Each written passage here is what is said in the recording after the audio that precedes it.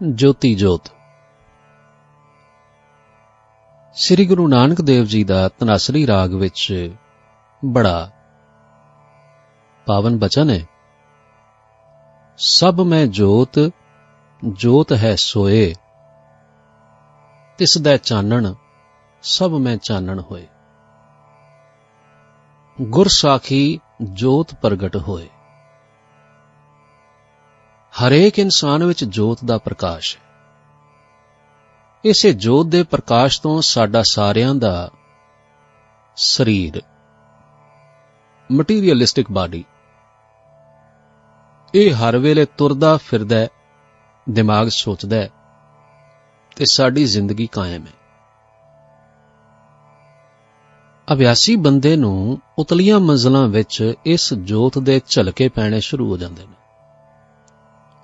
बैठियां बैठियां अपने आप विच बिजली दी लिश्क वर्गा लश्कारा मारदी दिसदी है, पर इस लिश्क विच गर्मी दी बजाए कमाल दी शीतलता हुंदी है। अभ्यास दे पहले आ रहे आनंद विचों एक नवें इलाही आनंद दा स्वाद प्रतीत हो जाता है। इस लिश्कारे मगरों फिर पहली हालत व्यापक हो जाती है।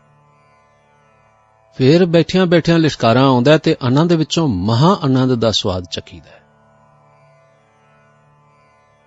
अभ्यासी मस्त हो जाता है, विस्माद विच हो जाता है।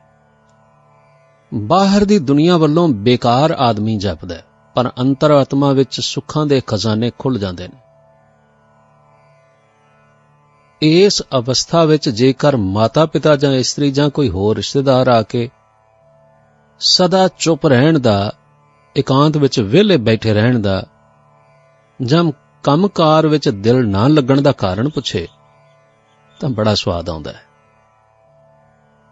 असल विच अभ्यासी अपनी अंदरली दौलत नूं लुकाउंदा है ते टाल मटोल करके सज्जना मित्रां नूं तसल्ली दिवाउंदा है ते रिश्तेदारां दे गुस्से गिले दूर कर दिंदा है। अभ्यास दे वधन नाल ये नूरी लिश्कारे छेती ही आउण लग पैंदे ने ते अखीर विच निरंजनी जोत दे साखियात दर्शन हो जांदे ने। हाँ, इस जोत वल एक छिन तो वध तकिया नहीं जांदा, क्योंकि इसदा सूरज नालों भी वधेरे तेज हुंदा है। पर गर्मी तो रहत शीतलता अते आनंद दा सोमा जापदा। ਇਹ जोत जिंदगी दा सार ਜਾਂ निरोल जीवन रूप पसदी, जिस विचों प्रेम, किरपालता, निरभैता, निर्वैरता अते सर्वशक्तिमानता फुट फुट के निकलदे ने। ਇਹ इन्हां सब खूबियां दा सार ਜਾਂ वजूद जापदी है। इस जोत दे ऐन अंदर कुछ हरकत ਜਾਂ हिलना प्रतीत हुंदा है, जिवें नूर दा सोमा फुट रहा हुंदा है। कदे कदे इस दे सेंटर विच इंसानी अख वांग एक नेत्र दिखाई देंदा है, जिस नेत्र विचों ये जागदी जोत कुछ अजीब मेहर भरी नज़र नाल तकदी ते मुस्कुराउंदी। सब खंडां ब्रह्मंडां कुल सृष्टि दा सोमा इहा जोत जागदी जोत है। इसे तो उत्पन्न होके इसे वल जान बुझ के जां अणजान पुणे विच सब इसे वल जा रहे हैं। आत्मिक सफर दी इहा मंजिल है, इहा निशान है। इस जोत विच जाप साहिब विच लिखे अकाल पुरख दे सारे गुण प्रतीत हुंदे ने। यह जागदी जोत ज़ारा ज़हूर हाजरा हजूर प्रतख अते साफ दिसदी। नानक का पातशाह दिसै ज़ाहरा, श्री गुरु अर्जन देव जी महाराज दे बचन ने। अभ्यासी बंदा अपने आप नूं इस जागदी जोत दा एक हिस्सा समझदा है ते एक किरण दी तरह इस जोत नाल, इस सच दे सूरज नाल अपने आप नूं जुड़िया होया वेखदा है। फिर समझ आउंदी है कि गुरु अमरदास जी महाराज ने मन तू जोत स्वरूप है अपना मूल पछाण क्यों आख्या सी। ਫਿਰ ਅਸਲ ਵਿੱਚ ਆਪਣੇ ਗੁਰੂ ਦੀ ਕਦਰ ਤੇ ਵਡਿਆਈ ਵੀ ਸਹੀ ਅਰਥਾਂ ਵਿੱਚ ਇੱਥੇ ਹੀ ਸਮਝ ਵਿੱਚ ਆਉਂਦੀ। ਨਿਰਮਾਣਤਾ ਭਰੀ ਖੁਸ਼ੀ ਦੇ ਅਥਰੂ ਵਗਦੇ ਨੇ ਤੇ ਅਭਿਆਸੀ ਦੇ ਲੂਣ ਵਿੱਚੋਂ ਆਵਾਜ਼ ਨਿਕਲਦੀ ਹੈ, ਹਮ ਰੁਲਤੇ ਫਿਰਤੇ ਕੋਈ ਬਾਤ ਨਾ ਪੁੱਛਤਾ, ਗੁਰ ਸਤਗੁਰ ਸੰਗ ਕੀਰੇ ਹਮ ਥਾਪੇ। ਇੱਕ ਵਾਰ ਦੀ ਗੱਲ ਏ, ਬੜਾ ਭਾਰੀ ਦੀਵਾਨ ਲੱਗਾ ਹੋਇਆ ਸੀ। ਇੱਕ ਪਾਸੇ ਬੀਬੀਆਂ ਤੇ ਦੂਜੇ ਪਾਸੇ ਸਿੰਘ ਬੈਠੇ ਹੋਏ ਸਨ। ਸ੍ਰੀ ਗੁਰੂ ਗ੍ਰੰਥ ਸਾਹਿਬ ਜੀ ਦਾ ਉੱਚੀ ਥਾਂ ਤੇ ਪ੍ਰਕਾਸ਼ ਹੋਇਆ ਸੀ ਤੇ ਐਸੇ ਸਤਿਗੁਰੂ ਦੀ ਤਾਬਿਆ ਬਾਬਾ ਅਤਰ ਸਿੰਘ ਜੀ ਮਹਾਰਾਜ ਛੋਟੀ ਸਫੈਦ ਦਸਤਾਰ ਬੰਨ੍ਹ ਕੇ, ਕਾਲੀ ਕੰਬਲੀ ਓੜ ਕੇ, ਅੱਧ ਮੀਟੀਆਂ ਅੱਖਾਂ ਨਾਲ ਬਿਰਾਜਮਾਨ ਸਨ। ਉਹਨਾਂ ਦੇ ਚਿਹਰੇ ਤੇ ਬੜਾ ਜਲਾਲ ਠਾਠਾ ਮਾਰ ਰਿਹਾ ਸੀ। ਸ਼ਾਇਦ ਇਹ ਕਿਸੇ ਵਿਦਿਅਕ ਕਾਨਫਰੰਸ ਦੇ ਸਮੇਂ ਧਾਰਮਿਕ ਦੀਵਾਨ ਦਾ ਸਮਾਂ ਸੀ। ਮੈਨੂੰ ਚੰਗੀ ਤਰ੍ਹਾਂ ਯਾਦ ਨਹੀਂ ਰਿਹਾ ਕਿਉਂਕਿ ਮੈਂ ਬਹੁਤ ਛੋਟਾ ਹੁੰਦਾ ਸਾਂ। ਰਾਗੀਆਂ ਦਾ ਕੀਰਤਨ ਸਮਾਪਤ ਹੋਣ ਮਗਰੋਂ ਬਾਬਾ ਜੀ ਨੂੰ ਸੰਗਤ ਵੱਲੋਂ ਬੇਨਤੀ ਹੋਈ ਕਿ ਬਾਬਾ ਜੀ ਸ਼ਬਦ ਪੜ੍ਹਨ। ਆਪ ਨੇ ਉਦੋਂ ਮਸਤਾਨੀ ਦਿਲ ਖਿੱਚਵੀਂ ਆਵਾਜ਼ ਵਿੱਚ ਪੜ੍ਹਿਆ, ਜਾਗਦੀ ਜੋਤ ਨੂੰ ਜਪੋ ਖਾਲਸਾ ਜੀ। ਇਸ ਤੁਕ ਦਾ ਪਹਿਲਾ ਹਿੱਸਾ ਜਾਗਦੀ ਜੋਤ ਨੂੰ ਬੀਬੀਆਂ ਪੜ੍ਹਦੀਆਂ ਸਨ ਤੇ ਦੂਜਾ ਹਿੱਸਾ ਜਪੋ ਖਾਲਸਾ ਜੀ ਸਿੰਘ ਪੜ੍ਹਦੇ ਸਨ। ਦਰਅਸਲ ਬਾਬਾ ਜੀ ਸ੍ਰੀ ਗੁਰੂ ਗੋਬਿੰਦ ਸਿੰਘ ਜੀ ਦੇ ਇਸ ਸਵਈਏ ਨੂੰ ਪੜ੍ਹ ਰਹੇ ਸਨ।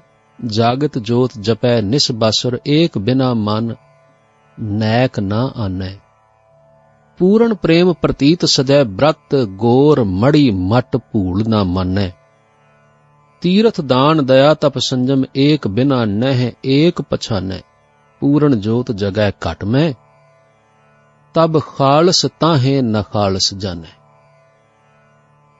ਜਿਵੇਂ ਜਿਵੇਂ ਸੰਗਤਾਂ ਇਸ ਤੁਕ ਨੂੰ ਪੜ੍ਹਦੀਆਂ ਸਨ, ਤਿਉਂ-ਤਿਉਂ ਇਹ ਜਾਗਦੀ ਜੋਤ ਜਿਵੇਂ ਮੇਰੀਆਂ ਅੱਖਾਂ ਸਾਹਮਣੇ ਨੱਚ ਰਹੀ ਸੀ। ਉਦੋਂ ਮੈਨੂੰ ਕੁਝ ਬਹੁਤੀ ਸਮਝ ਨਹੀਂ ਸੀ, ਪਰ ਇਸ ਕੌਤਕ ਨੂੰ ਮੈਂ ਬੜੀ ਹੈਰਾਨੀ ਨਾਲ ਵੇਖਦਾ ਤੇ ਖੁਸ਼ੀ ਵਿੱਚ ਬੇਸੁੱਧ ਹੁੰਦਾ ਜਾਂਦਾ ਸਾਂ।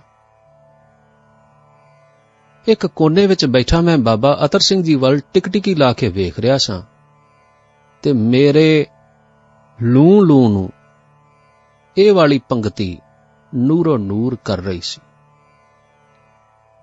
ਅਭਿਆਸੀ ਨੂੰ ਜਦੋਂ ਆਪਣਾ ਤੇ ਇਸ ਨਿਰੰਜਨੀ ਜੋਤ ਦਾ ਸੰਬੰਧ ਮਾਲੂਮ ਹੋ ਜਾਏ ਤਾਂ ਉਸ ਨੂੰ ਅਜੀਬ ਤਸੱਲੀ ਤੇ ਧੀਰਜ ਆ ਜਾਂਦਾ ਹੈ। ਉਸ ਨੂੰ ਜ਼ਿੰਦਗੀ ਦਾ ਸੋਮਾ ਤੇ ਸੋਮੇ ਨਾਲ ਆਪਣਾ ਅਟੁੱਟ ਸੰਬੰਧ ਲੱਭ ਪੈਂਦਾ ਹੈ। ਉਸ ਨੂੰ ਯਕੀਨ ਆ ਜਾਂਦਾ ਹੈ ਕਿ ਉਸੇ ਨਿਰੰਜਨੀ ਜੋਤ ਨਾਲ ਕੋ ਐਗਜ਼ਿਸਟ ਕਰਦਾ ਹੈ, ਭਾਵ ਇਸੇ ਕਰਕੇ ਹੀ ਜੀਵਨ ਜਿਉਂਦਾ ਹੈ।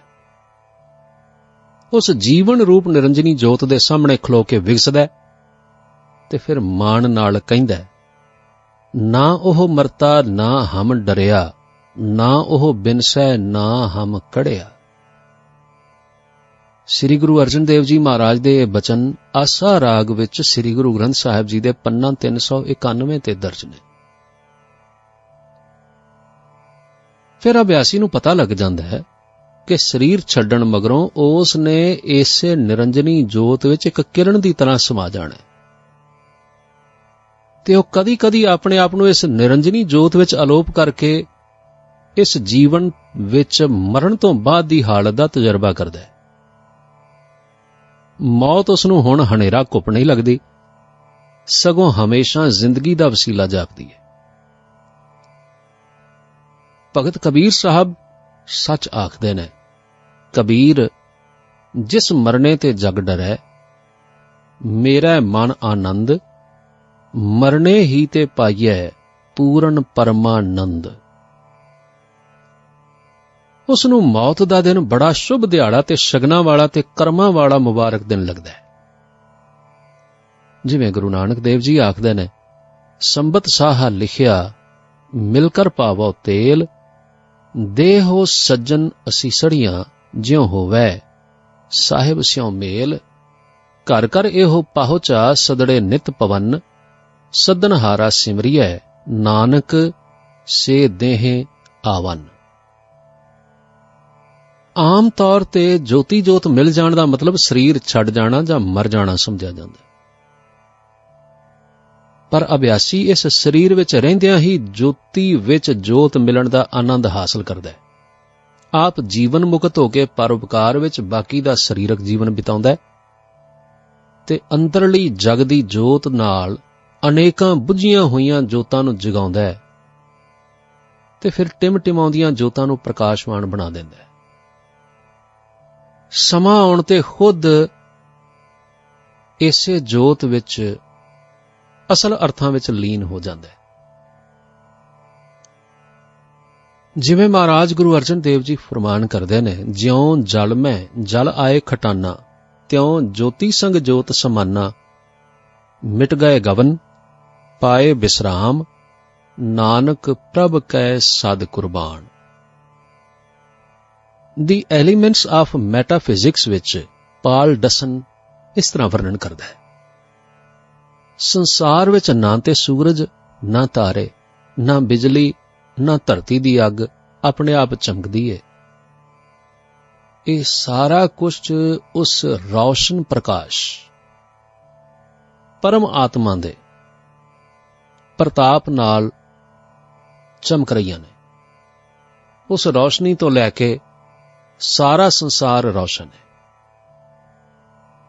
ਇਹ ਜੋਤ ਵੀ ਵਾਹਿਗੁਰੂ ਜੀ ਦਾ ਇੱਕ ਸਰਗੁਣ ਸਰੂਪ ਹੀ ਹੈ, ਜਿਸ ਤੋਂ ਸਾਰਾ ਬ੍ਰਹਿਮੰਡ ਉਤਪੰਨ ਹੁੰਦਾ ਹੈ। ਮੈਂ ਇਸੇ ਜੋਤ ਨੂੰ ਈਸ਼ਵਰ ਸਮਝਦਾ। ਇਸ ਤੋਂ ਪਰੇ ਵਾਹਿਗੁਰੂ ਆਪਣੇ ਨਿਰਗੁਣ ਰੂਪ ਰੇਖ ਰੰਗ ਤੋਂ ਰਹਿਤ ਰੂਪ ਵਿੱਚ ਬਿਰਾਜਦਾ ਹੈ। ਜਿਸ ਗਿਆਨ ਅਤੇ ਜਿਸ ਨਾਲ ਪਰਚਾ ਵੀ ਅਭਿਆਸੀ ਦੀ ਆਖਰੀ ਮੰਜ਼ਿਲ ਹੈ।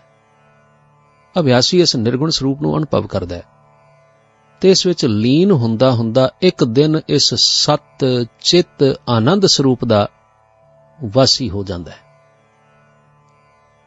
ਇੱਥੇ ਇਹ ਜ਼ਿਕਰ ਕਰ ਦੇਣਾ ਵਾਧੂ ਨਹੀਂ ਹੋਵੇਗਾ ਕਿ ਮੁਕਤੀ ਦੇ ਸੰਬੰਧ ਵਿੱਚ ਮਹਾਤਮਾ ਵਿੱਚ ਦੋ ਖਿਆਲ ਪ੍ਰਸਿੱਧ ਨੇ।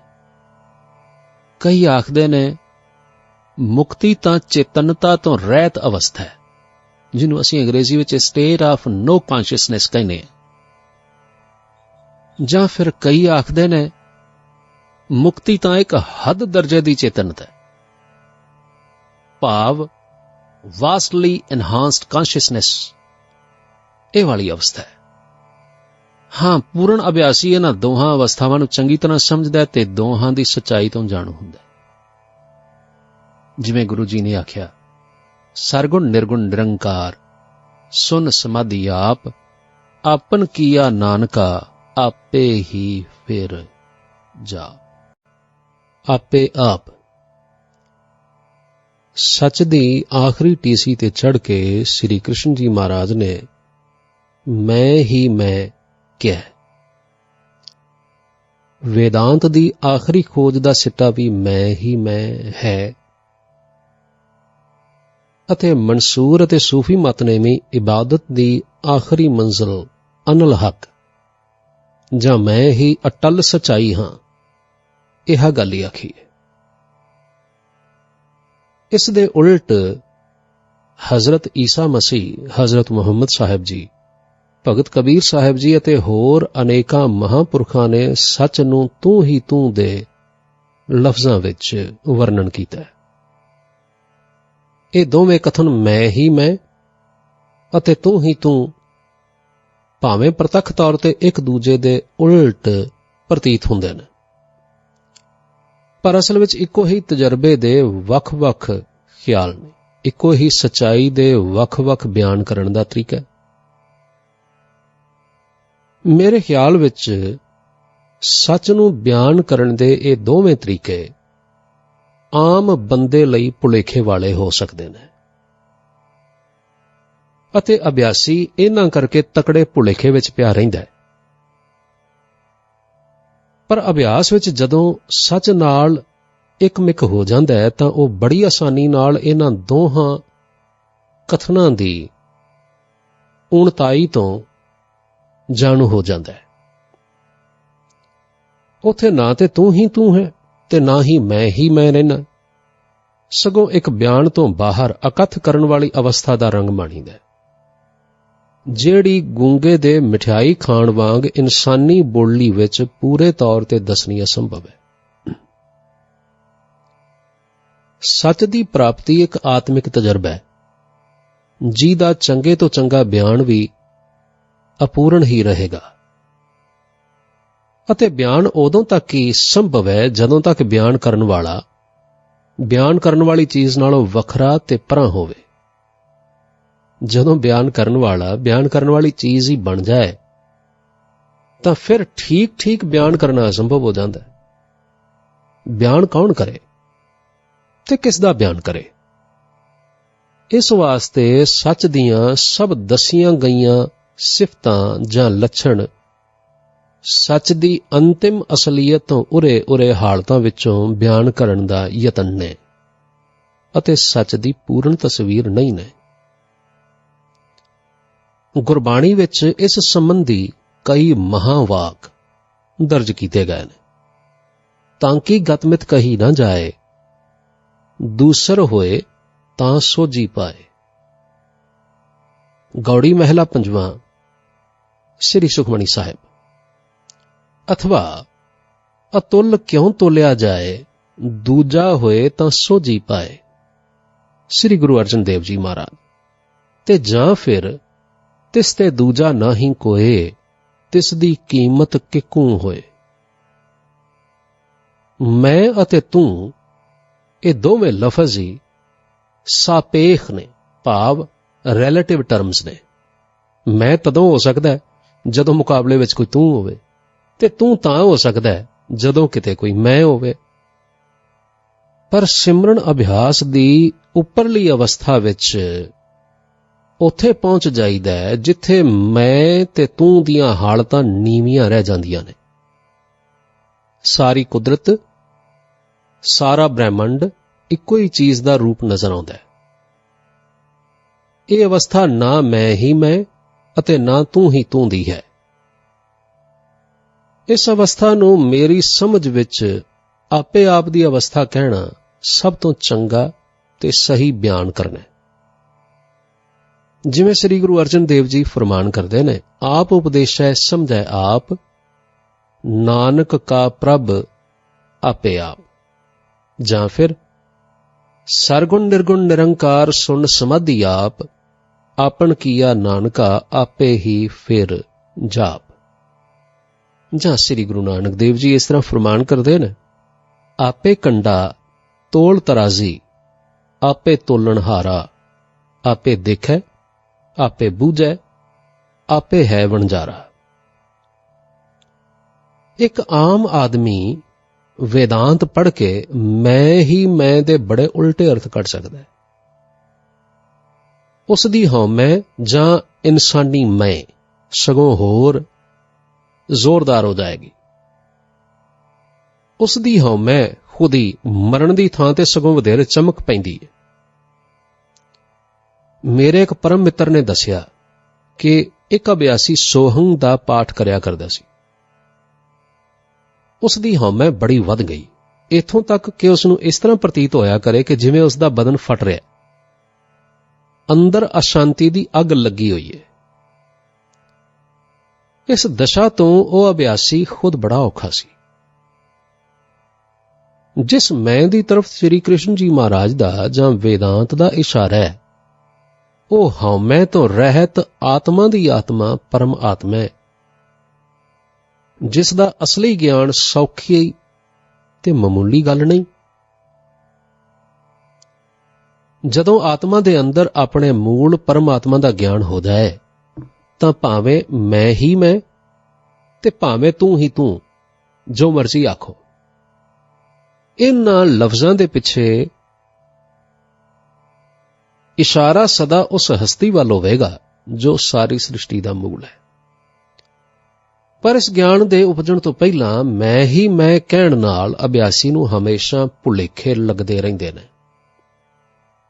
ਅਭਿਆਸੀ ਬੰਦਾ ਮਾਮੂਲੀ ਇਨਸਾਨੀ ਹਉਮੈ ਤੋਂ ਬੰਦਗੀ ਆਰੰਭ ਕਰਕੇ ਹੌਲੀ-ਹੌਲੀ ਕਿੰਨੀਆਂ ਹੀ ਸੂਖਮ ਹਉਮੈ ਦੀਆਂ ਹਾਲਤਾਂ ਵਿੱਚੋਂ ਲੰਘਦਾ ਅਖੀਰ ਮਸਾਂ ਪਰਮ ਤੱਤ ਦੀ ਅਵਸਥਾ ਵਿੱਚ ਪਹੁੰਚਦਾ ਹੈ। ਇਸ ਸਾਰੇ ਰਸਤੇ ਵਿੱਚ ਉਸ ਦਾ ਮੈਂ ਹੀ ਮੈਂ ਕਹਿਣਾ ਤੇ ਸੁਣਨਾ ਨਿਤ ਨਵੇਂ ਭੁਲੇਖੇ ਪੈਦਾ ਕਰਦਾ ਤੇ ਤਰੱਕੀ ਦੇ ਰਾਹ ਵਿੱਚ ਰੋੜੇ ਅਟਕਾਉਂਦਾ ਰਹਿੰਦਾ। ਮੈਂ ਕਹਿਣ ਵਾਲੇ ਪੁਰਸ਼ ਦਾ ਆਮ ਤੌਰ ਤੇ ਮੈਂ ਨਾਲ ਬਹੁਤ ਪਿਆਰ ਹੋ ਜਾਂਦਾ ਹੈ, ਜੋ ਕਿ ਬੰਦਗੀ ਵਿੱਚ ਭਾਰਾ ਵਿਘਨ ਸਾਬਤ ਹੁੰਦਾ ਹੈ। ਜਿਵੇਂ ਮੈਂ ਫਿਲਾਸਫੀ ਭਾਵੇਂ ਦਿਮਾਗੀ ਤਸੱਲੀ ਵਾਸਤੇ ਕਾਫੀ ਸਮਝੀ ਜਾਵੇ, ਪਰ ਅਮਲੀ ਅਭਿਆਸ ਵਿੱਚ ਭੁਲੇਖੇ ਪਾ ਸਕਦੀ ਹੈ, ਉਸੇ ਤਰ੍ਹਾਂ ਤੂੰ ਦੀ ਫਿਲਾਸਫੀ ਵੀ ਇੱਕ ਸੱਚੇ ਖੋਜੀ ਨੂੰ ਕਈ ਟਪਲੇ ਲਾ ਸਕਦੀ ਹੈ। ਤੂੰ ਕਹਿਣ ਵਾਲਾ ਇਮਾਨਦਾਰ ਖੋਜੀ ਕਿਸੇ ਵਕਤ ਇਸੇ ਨਤੀਜੇ ਤੇ ਪਹੁੰਚ ਜਾਂਦਾ ਹੈ ਕਿ ਉਹ ਖੁਦ ਬਿਲਕੁਲ ਸਿਫਰ ਹੈ, ਜ਼ੀਰੋ ਹੈ। ਆਪਣੇ ਆਪ ਨੂੰ ਸਿਫਰ ਸਮਝਣ ਨਾਲ ਸਰੀਰ ਅਤੇ ਆਤਮਾ ਬੜੇ ਨਿਰਬਲ ਹੋ ਜਾਂਦੇ ਨੇ, ਇੱਥੋਂ ਤੱਕ ਕਿ ਅਭਿਆਸੀ ਦਾ ਸਰੀਰ ਦੇ ਖਿਆਲ ਉੱਤੇ ਕੋਈ ਕਾਬੂ ਨਹੀਂ ਰਹਿੰਦਾ। ਤੂੰ ਕਹਿਣ ਵਾਲੇ ਆਦਮੀ ਇਸ ਭੁਲੇਖੇ ਦਾ ਸ਼ਿਕਾਰ ਮੈਂ ਕਈ ਵੇਖੇ ਨੇ।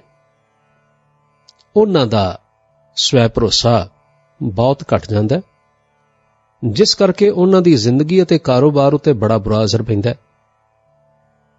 ਐਸੇ ਆਦਮੀ ਕਮਜ਼ੋਰੀ ਦੀ ਹਾਲਤ ਵਿੱਚ ਸੁਸਤ ਤੇ ਵਹਿਮੀ ਹੋ ਜਾਂਦੇ ਨੇ ਤੇ ਆਪਣੇ ਕਿਸੇ ਵੀ ਫਰਜ਼ ਨੂੰ ਚੁਸਤੀ ਤੇ ਦ੍ਰਿੜਤਾ ਨਾਲ ਨਿਭਾ ਨਹੀਂ ਸਕਦੇ। ਇਹ ਹਾਲਤ ਵੀ ਓਨੀ ਹੀ ਭੁਲੇਖੇ ਭਰੀ ਹੈ ਜਿੰਨੀ ਕਿ ਮੈਂ ਕਹਿਣ ਵਾਲਿਆਂ ਦੀ ਹਉਮੈ ਭਰੀ ਹਾਲਤ ਹੁੰਦੀ ਹੈ। ਇਸ ਸਾਰੀ ਵਿਚਾਰ ਉੱਤੇ ਭਗਤ ਕਬੀਰ ਸਾਹਿਬ ਦੇ ਇਹ ਸ਼ਲੋਕ ਬੜੀ ਕਮਾਲ ਦੀ ਰੌਸ਼ਨੀ ਪਾਉਂਦੇ ਨੇ। ਭਗਤ ਸਾਹਿਬ ਕਹਿੰਦੇ ਨੇ, ਕਬੀਰ ਰੋੜਾ ਹੋਏ ਰੋ ਬਾਟਕਾ, ਤਜ ਮਨ ਕਾ ਅਭਿਮਾਨ, ਐਸਾ ਕੋਈ ਦਾਸ ਹੋਏ ਤਾਹੇ ਮਿਲੇ ਭਗਵਾਨ। कबीर रोड़ा हुआ तो क्या भया, पंथी को दुख दे, ऐसा तेरा दास है ज्यों धरणी में खे। कबीर खे हुई तो क्या भया, जो उड लागै अंग, हर जन ऐसा चाहिए ज्यों पानी सरबंग। कबीर पानी हुआ तो क्या भया, सीरा ताता होए, हर जन ऐसा चाहिए जैसा हर ही होए। अथवा हर जन दोए एक है, बिब विचार किछ ना है, जलते उपज तरंग ज्यों जल ही बिखै समा है। श्री गुरु ग्रंथ साहिब जी महाराज विच ऐसे अनेकां शब्द मिलणगे जिन्हां दे भाव समझ के अभ्यासी अपनी पूरी रहनुमाई हासिल कर सकता है। भाई साहब भाई वीर सिंह जी होरां दा मैं बहुत धन्नवादी रहांगा, जिन्हां ने मेरी बेनती सुन के चंगी तरह विचार करके फरमाया, सिख दा निशाना सिफर बनना नहीं, सगों हौली हौली वाहिगुरू बनना है। भाई साहब दा यह इशारा श्री गुरु ग्रंथ साहिब जी दे अनेकां ऐसे भाव दे शब्द अते मेरा अंदरला तजर्बा सारे इस गल उत्ते सहमत सन। इस तो बाद मैं बेखौफ होके अपने अभ्यास दा रुख चढ़दी कला वल मोड़िया, जिस दा नतीजा बड़ी हैरानी भरी तरक्की होया। कई पहुंचे हुए महात्मावां पासों मैं ही मैं जां तू ही तू दे मसले संबंधी पुछगिछ करन मगरों मैं इस नतीजे ते पहुंचिया कि ये दोवें कथन असल विच इक्को सच्चाई जाहिर करदे ने, ते दूसरा भावें डूंघे अर्थां विच इन्हां दोहां कथनां दी तह विच असलीयत है, पर ਉਹ सच्चाई ਨੂੰ पूरे तौर ते बयान करन तो ਇਹ ਦੋਵੇਂ तरीके ही असमर्थ ने। तीसरा, अणजाण बंदे नूं नवें खोजी नूं उपर दसियां दोवें फिलासफियां भुलेखे विच पा सकदियां ने। चौथा, ਉਹ सच्चाई असल विच ते कहण विच आ ही नहीं सकदी, पर उसनूं आपे आप आखना उपर दसे दोवां तरीकिਆਂ ਤੋਂ चंगा तरीका है। सिमरन अभ्यास कमाई करने वाले पुरुष नूं हमेशा सिमरन की ओट रखनी चाहिए है। उसदे अंदर रहन वाली चेतन शक्ति उसदी हर मौके ते लोड़ अनुसार रहनुमाई करदी जावेगी ते उसनूं किसे दिन इहो जिहे अरशी मुनारे ते चाढ़ देवेगी ਜਿੱਥੇ ਖਲੋ ਕੇ ਅਭਿਆਸੀ ਸੱਚ ਤੱਕ ਅਪੜਨ ਦੇ ਸਭ ਰਸਤੇ ਵੇਖੇਗਾ, ਸਭ ਨੂੰ ਅਪਣਾਵੇਗਾ, ਸਭ ਨੂੰ ਸਤਿਕਾਰੇਗਾ ਤੇ ਸਭ ਰਸਤਿਆਂ ਤੋਂ ਉੱਚੇ ਸੱਚ ਨਾਲ ਇੱਕ ਹੋਇਆ ਹੋਇਆ ਆਪਣੀ ਘਾਲਣਾ ਅਤੇ ਸਾਰਿਆਂ ਦੀ ਮਿਹਨਤ ਉੱਤੇ ਪ੍ਰਸੰਨਤਾ ਦੀ ਨਿਗਾਹ ਨਾਲ ਵੇਖ ਕੇ ਮੁਸਕਰਾਵੇਗਾ। ਅਰਦਾਸ, ਸਿਮਰਨ ਅਤੇ ਗਿਆਨ ਦਾ ਸੰਬੰਧ।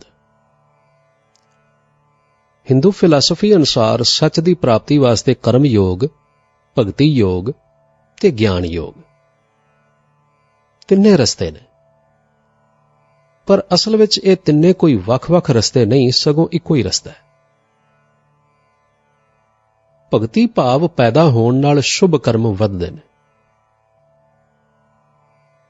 ਇਸੇ ਤਰ੍ਹਾਂ ਭਗਤੀ ਤੋਂ ਗਿਆਨ ਹਾਸਲ ਹੁੰਦਾ ਹੈ ਤੇ ਗਿਆਨ ਹਾਸਲ ਹੋਣ ਨਾਲ ਸ਼ੁਭ ਕਰਮ ਵੱਧਦੇ ਨੇ ਤੇ ਭਗਤੀ ਦ੍ਰਿੜ ਹੁੰਦੀ ਹੈ। ਉਂਝ ਵਿਚਾਰ ਕਰਨ ਵਾਸਤੇ ਇਹ ਤਿੰਨੇ ਮਾਰਗ ਵੱਖ-ਵੱਖ ਕਰਕੇ ਲਿਖਣੇ ਪੈਂਦੇ ਨੇ। ਪਰ ਅਸਲੀਅਤ ਵਿੱਚ ਅਮਲੀ ਤੌਰ ਤੇ ਵੇਖਿਆ ਇਹ ਆਪਸ ਵਿੱਚ ਇੰਨੇ ਮਿਲਦੇ ਜੁਲਦੇ ਨੇ ਤੇ ਇੱਕ ਦੂਜੇ ਤੇ ਇੰਨਾ ਅਸਰ ਪਾਉਂਦੇ ਨੇ ਕਿ ਇੱਕੋ ਹੀ ਮਾਲੂਮ ਹੁੰਦੇ ਨੇ।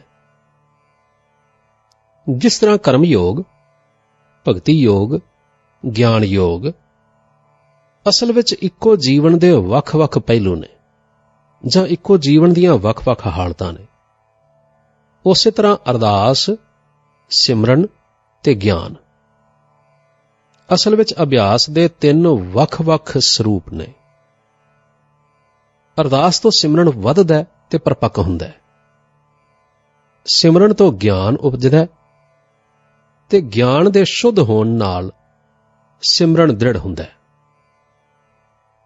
ਸਿਮਰਨ ਦੇ ਦ੍ਰਿੜ ਹੋਣ ਨਾਲ ਸੂਖਮ ਗਿਆਨ ਪ੍ਰਾਪਤ ਕਰਨ ਵਿੱਚ ਸਹਾਇਤਾ ਮਿਲਦੀ ਹੈ। ਅਰਦਾਸ, ਸਿਮਰਨ ਤੇ ਗਿਆਨ ਇੱਕ ਦੂਜੇ ਤੇ ਅਸਰ ਪਾਉਂਦੇ ਨੇ ਤੇ ਇੱਕ ਦੂਜੇ ਦੀ ਮਦਦ ਕਰਦੇ ਨੇ। ਇਹ ਤਿੰਨੇ ਇੱਕ ਸਰਕਲ ਵਾਂਗ ਚੱਲਦੇ ਨੇ, ਆਪਸ ਵਿੱਚ ਬਾਰ-ਬਾਰ ਘੁੰਮ-ਘੁਮਾ ਕੇ ਮਿਲਦੇ ਰਹਿੰਦੇ ਨੇ। ਜਦੋਂ ਮੇਰੇ ਅੰਦਰੋਂ ਬੇਬਲਤਾ ਦੀਆਂ ਅਰਦਾਸਾਂ ਨਿਕਲਣ ਤਾਂ ਮੈਂ ਉਹਨਾਂ ਦਾ ਅਸਰ ਸਿਮਰਨ ਵਿੱਚ ਤਰੱਕੀ ਵਜੋਂ ਪ੍ਰਤੀਤ ਕੀਤਾ ਤੇ ਜਦੋਂ ਸਿਮਰਨ ਵਿੱਚ ਜ਼ਿਆਦਾ ਦਿਲ ਲੱਗੇ ਤਾਂ ਗਿਆਨ ਦੇ ਖਿਆਲ ਜਾਂ ਵਿਚਾਰ ਪੈਦਾ ਹੁੰਦੇ ਨੇ। ਅਰਦਾਸ, ਸਿਮਰਨ ਤੇ ਗਿਆਨ ਆਪਸ ਵਿੱਚ ਇੱਕ ਦੂਜੇ ਤੇ ਅਸਰ ਕਰਦੇ ਨੇ, ਬਿਰਤੀ ਨੂੰ ਉੱਚੇ ਮੰਡਲਾਂ ਵਿੱਚ ਲਿਆਉਣ ਦਾ ਕਾਰਨ ਦੇਖੇ ਗਏ ਨੇ। ਅਰਦਾਸ, ਸਿਮਰਨ ਤੇ ਗਿਆਨ ਦੇ ਮਿਲਾਪ ਵਿੱਚੋਂ ਇੱਕ ਇਹੋ ਜਿਹੀ ਅਵਸਥਾ ਪੈਦਾ ਹੁੰਦੀ ਹੈ ਜਿਸ ਨੂੰ ਮੇਰੇ ਖਿਆਲ ਵਿੱਚ ਰਾਜ ਯੋਗ ਕਹਿਣਾ ਚਾਹੀਦਾ ਹੈ। ਜਿਵੇਂ ਸਤਿਗੁਰੂ ਜੀ ਫਰਮਾਨ ਕਰਦੇ ਨੇ, ਤੂੰ ਗੁਰ ਪ੍ਰਸਾਦ ਕਰ ਰਾਜ ਜੋਗ।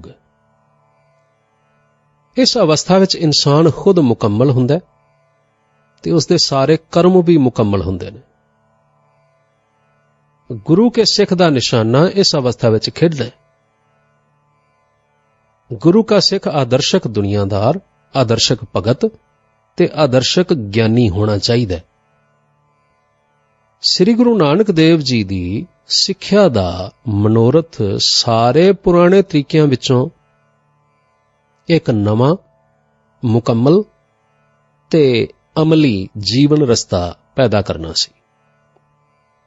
ਇਸ ਰਸਤੇ ਨੂੰ ਭਾਈ ਗੁਰਦਾਸ ਜੀ ਨੇ ਗਾਡੀ ਰਾਹ ਆਖਿਆ ਹੈ, ਜਿਸ ਦਾ ਮਤਲਬ ਸ਼ਾਹਰਾਹ, ਜੀਟੀ ਰੋਡ ਜਾਂ ਵੇ ਆਫ ਲਿਵਿੰਗ ਜਾਂ ਆਰਟ ਆਫ ਲਿਵਿੰਗ ਜਾਂ ਆਦਰਸ਼ਕ ਰਸਤਾ ਹੁੰਦਾ ਹੈ। ਗੁਰੂ ਦੇ ਘਰ ਦੀ ਸਿੱਖਿਆ ਦਾ ਸਦਕਾ ਇਸ ਸਿੱਖਿਆ ਦੀ ਕਾਮਯਾਬੀ ਦਾ ਸਬੂਤ ਸਿੱਖ ਕੌਮ ਵਿੱਚ ਬੇਸ਼ੁਮਾਰ ਇਹੋ ਜਿਹੇ ਗੁਰਮੁਖਾਂ ਦਾ ਪੈਦਾ ਹੋਣਾ, ਜਿਨ੍ਹਾਂ ਦੀ ਜ਼ਿੰਦਗੀ ਕਰਮ, ਭਗਤੀ ਤੇ ਗਿਆਨ ਦੇ ਫੁੱਲਾਂ ਦਾ ਇੱਕ ਖੂਬਸੂਰਤ ਗੁਲਦਸਤਾ ਕਹੀ ਜਾ ਸਕਦੀ। ਗੁਰੂ ਕੇ ਸਿੱਖ ਗ੍ਰਸਤੀਆਂ ਵਿੱਚ ਪੂਰੇ ਗ੍ਰਸਤੀ ਭਗਤਾਂ ਵਿੱਚ ਪੂਰੇ ਭਗਤ, ਮੈਦਾਨ ਵਿੱਚ ਪੂਰਨ ਸੂਰਮੇ ਤੇ ਤਖਤ ਉੱਤੇ ਬੈਠ ਕੇ ਵੀ ਪੂਰਨ ਵੈਰਾਗੀ ਹੁੰਦੇ ਰਹੇ ਨੇ। ਸਾਰੇ ਗੁਰੂ ਸਾਹਿਬਾਨ ਦੇ ਜੀਵਨ ਵਿੱਚ ਇਹ ਸਾਰੀਆਂ ਖੂਬੀਆਂ ਇਹੋ ਜਿਹੇ ਲਿਸ਼ਕਾਰੇ ਮਾਰਦੀਆਂ ਸਨ। ਇਹੋ ਜਿਹਾ ਆਦਰਸ਼ਕ ਜੀਵਨ ਨਿਰੀਆਂ ਕਿਤਾਬਾਂ, ਫਿਲਾਸਫੀਆਂ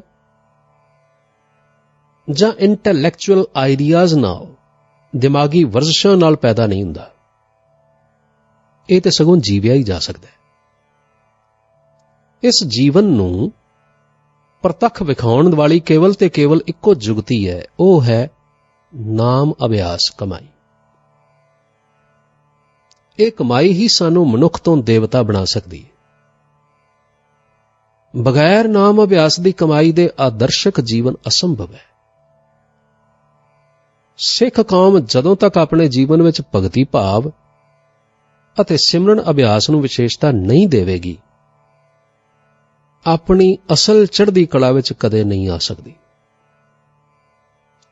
ਇਸ ਦੇ ਸ਼ਾਨਦਾਰ ਇਤਿਹਾਸ ਦੀ ਤਹਿ ਵਿੱਚ ਬੰਦਗੀ, ਸਿਮਰਨ ਅਤੇ ਗੁਰਬਾਣੀ ਦੀ ਰੰਗਣ ਸੀ।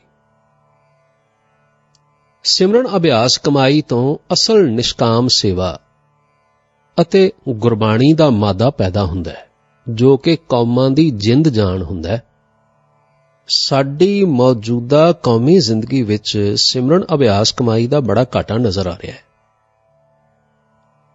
ਇਸ ਲਈ ਮੈਂ ਕੌਮ ਦੇ ਸਿਆਣੇ ਆਗੂਆਂ ਸਾਹਮਣੇ ਬੜੀ ਨਿਮਰਤਾ ਨਾਲ ਇਸ ਮਾਮਲੇ ਤੇ ਪੂਰਾ ਗਹੁ ਕਰਨ ਦੀ ਬੇਨਤੀ ਕਰਦਾ। ਕੌਮ ਦੇ ਲੀਡਰ ਭਾਵੇਂ ਉਹ ਰਾਜਸੀ ਭਾਵ ਪੋਲੀਟੀਕਲ, ਭਾਈਚਾਰਕ ਭਾਵ ਸੋਸ਼ਲ ਜਾਂ ਧਾਰਮਿਕ ਭਾਵ ਰਿਲੀਜੀਅਸ ਲੀਡਰ ਵੀ ਹੋਣ, ਉਹਨਾਂ ਅੱਗੇ ਮੇਰੀ ਨਿਮਰਤਾ ਸਹਿਤ ਬੇਨਤੀ ਹੈ ਕਿ ਉਹ ਖੁਦ ਸਿਮਰਨ ਅਭਿਆਸ ਕਮਾਈ ਕਰਕੇ ਵੇਖਣ ਕਿ ਉਹਨਾਂ ਦੀਆਂ ਅੰਦਰਲੀਆਂ ਸੁੱਤੀਆਂ ਹੋਈਆਂ ਤਾਕਤਾਂ ਕਿਵੇਂ ਜਾਗ ਜਾਂਦੀਆਂ ਨੇ ਤੇ ਉਹਨਾਂ ਨੂੰ ਆਪਣੇ ਕੰਮ ਕਰਨ ਦਾ ਕਿੰਨਾ ਜ਼ਿਆਦਾ ਵਧੇਰੇ ਯੋਗ ਬਣਾ ਦਿੰਦੀਆਂ ਨੇ। ਸਿਮਰਨ ਦੀ ਪਾਰਸ ਕਲਾ ਦਾ ਪ੍ਰਤਾਪ ਹਰ ਸਮੇਂ ਅਤੇ ਹਰ ਹਾਲਤ ਵਿੱਚ ਅਸੀਂ ਵੇਖ ਸਕਦੇ ਹਾਂ, ਬਸ਼ਰਤੇ ਕਿ ਸੱਚੇ ਦਿਲ ਨਾਲ ਸਿਮਰਨ ਅਭਿਆਸ ਕਮਾਈ ਕੀਤੀ ਜਾਵੇ। ਸਿਮਰਨ ਦੇ ਅਭਿਆਸ ਨੂੰ ਪ੍ਰਚਲਿਤ ਕਰਨ ਨਾਲ ਸਿੱਖ ਕੌਮ ਉੱਨਤੀ ਦੀਆਂ ਮੰਜ਼ਲਾਂ ਬੜੀ ਤੇਜ਼ ਰਫ਼ਤਾਰੀ ਨਾਲ ਤੈਅ ਕਰੇਗੀ ਅਤੇ ਪਿਛਲੇ ਰੌਸ਼ਨ ਇਤਿਹਾਸ ਦੀ ਲੜੀ ਨੂੰ ਕਾਇਮ ਰੱਖ ਸਕੇਗੀ। ਸਿਮਰਨ ਦੀ ਬਦੌਲਤ ਜਥੇਬੰਦੀ, ਇਤਫਾਕ, ਤਿਆਗ ਤੇ ਕੁਰਬਾਨੀ ਪੈਦਾ ਹੋਣਗੇ, ਕਿਉਂਕਿ ਇਹ ਚਾਰੇ ਚੀਜ਼ਾਂ ਹਉਮੈ ਦੇ ਘਟਣ ਨਾਲ ਵੱਧਦੀਆਂ ਨੇ।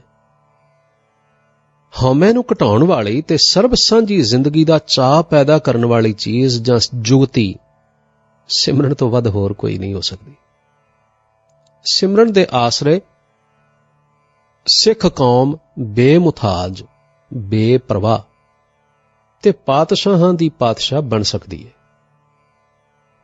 ਸਿਮਰਨ ਤੋਂ ਬਣੀਆਂ ਅੱਖਾਂ ਨੂੰ ਦੁਨੀਆ ਦੇ ਰਾਜ ਤੇ ਸਵਰਗ ਦੇ ਰਾਜ ਬੜੇ ਮਾਮੂਲੀ ਦਿਸਦੇ ਨੇ। ਪਾਪ ਜੀਵ ਜਾਂ ਇਨਸਾਨ ਰਸੀਆ ਹੈ, ਰਸਾਂ ਦਾ ਭੁੱਖਾ ਹੈ। ਰਸ ਹੀ ਇਸ ਦੀ ਸਾਰੀ ਜ਼ਿੰਦਗੀ ਦਾ ਆਧਾਰ ਨੇ। ਰਸਾਂ ਦੀ ਢੂੰਡ ਵਿੱਚ ਦਿਨ ਰਾਤ ਮਾਰਿਆ ਫਿਰਦਾ ਹੈ। ਇਸ ਦੇ ਮਨ ਅੰਦਰ ਸੁਤੇ ਸਿੱਧ ਹੀ ਪਰਮ ਰਸ ਨੂੰ ਪ੍ਰਾਪਤ ਕਰਨ ਦੀ ਖਾਹਿਸ਼ ਲੁਕੀ ਹੋਈ ਹੈ, ਕਿਉਂਕਿ ਇਸ ਨੂੰ ਸਰੀਰਕ ਰਸਾਂ ਵਿੱਚੋਂ ਪਰਮ ਰਸ ਪ੍ਰਾਪਤ ਨਹੀਂ ਹੁੰਦਾ, ਤ੍ਰਿਪਤੀ ਨਹੀਂ ਮਿਲਦੀ। ਇਸ ਲਈ ਇਸ ਦੀ ਤਲਾਸ਼ ਖਤਮ ਨਹੀਂ ਹੁੰਦੀ, ਭਟਕਣਾ ਮੁੱਕਦੀ ਨਹੀਂ। ਰਸਾਂ ਦੀ ਪ੍ਰਾਪਤੀ ਵਾਸਤੇ ਇਨਸਾਨ ਕਾਮ, ਕ੍ਰੋਧ, ਲੋਭ, ਮੋਹ ਤੇ ਹੰਕਾਰ ਆਦਿਕ ਸਭ ਜਜ਼ਬਿਆਂ ਦੀ ਸਹਾਇਤਾ ਲੈਂਦਾ ਹੈ। ਪਾਪਾਂ ਤੇ ਵਿਕਾਰਾਂ ਦੀ ਸ਼ਰਨ ਵਿੱਚ ਪੈਂਦਾ ਹੈ,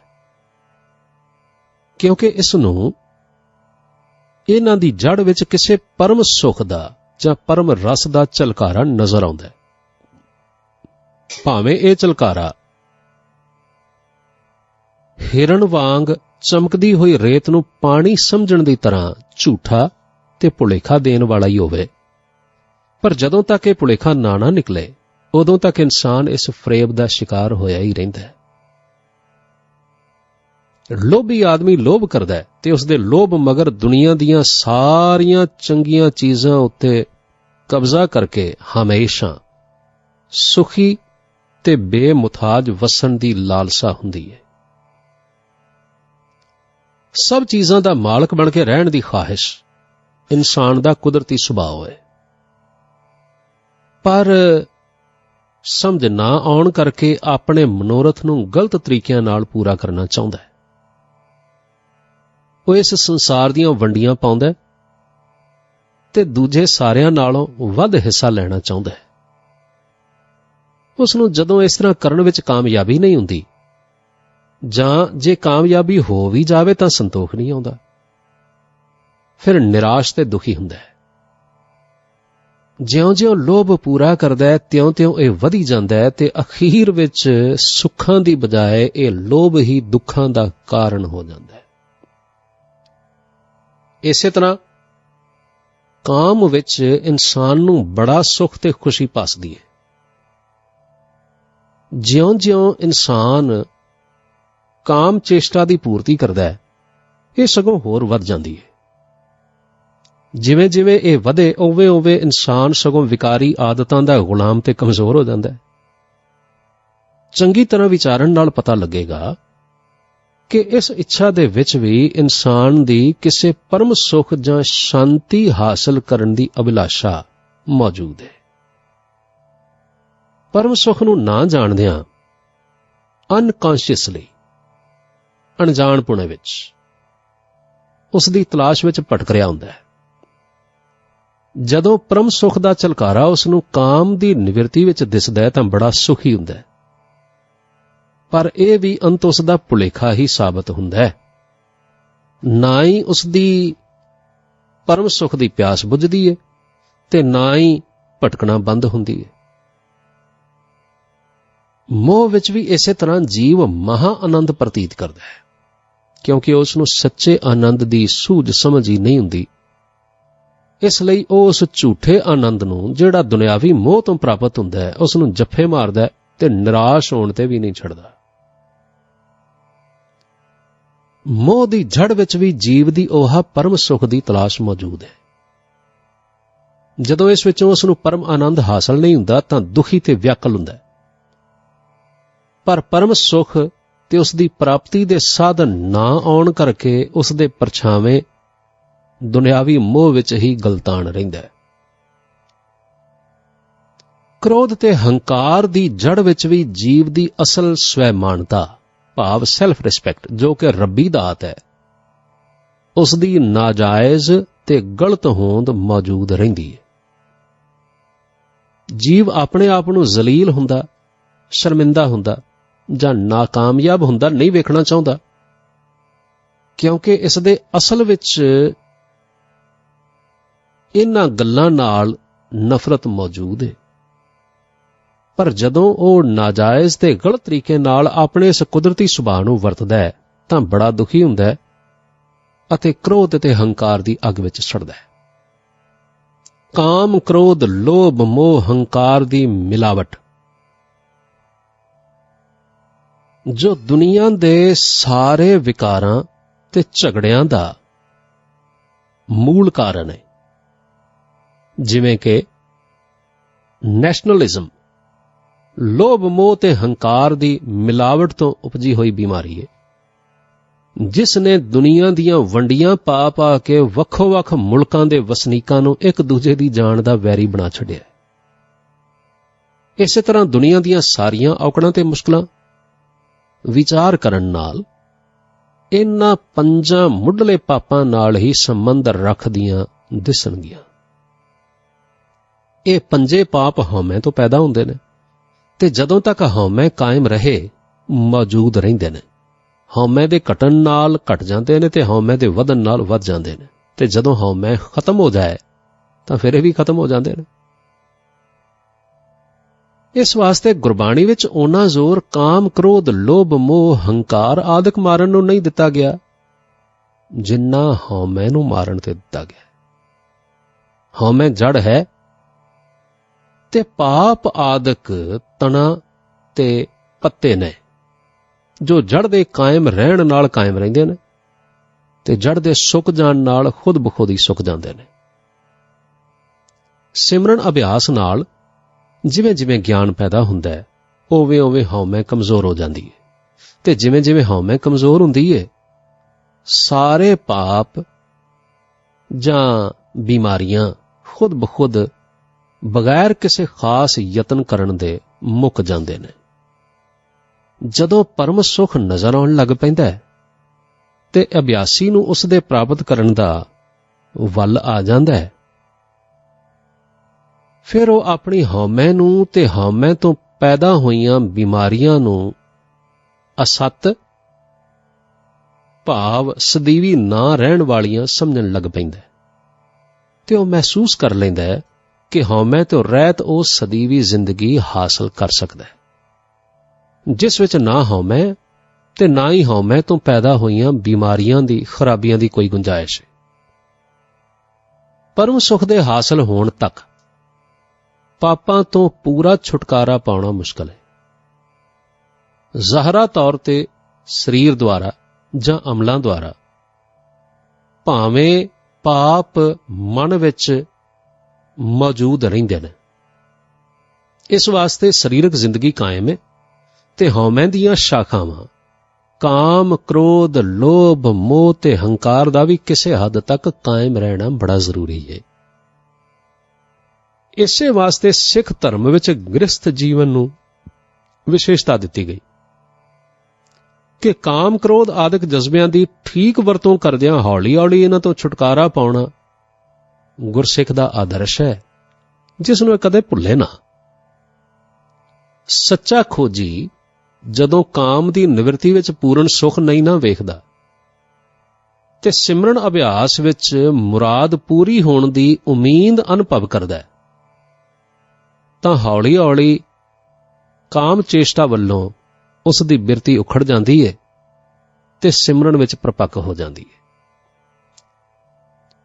ਪਾਪਾਂ ਤੋਂ ਛੁਟਕਾਰਾ ਪਾਉਣ ਦੇ ਸਾਧਨ। ਪਹਿਲਾ ਤਰੀਕਾ,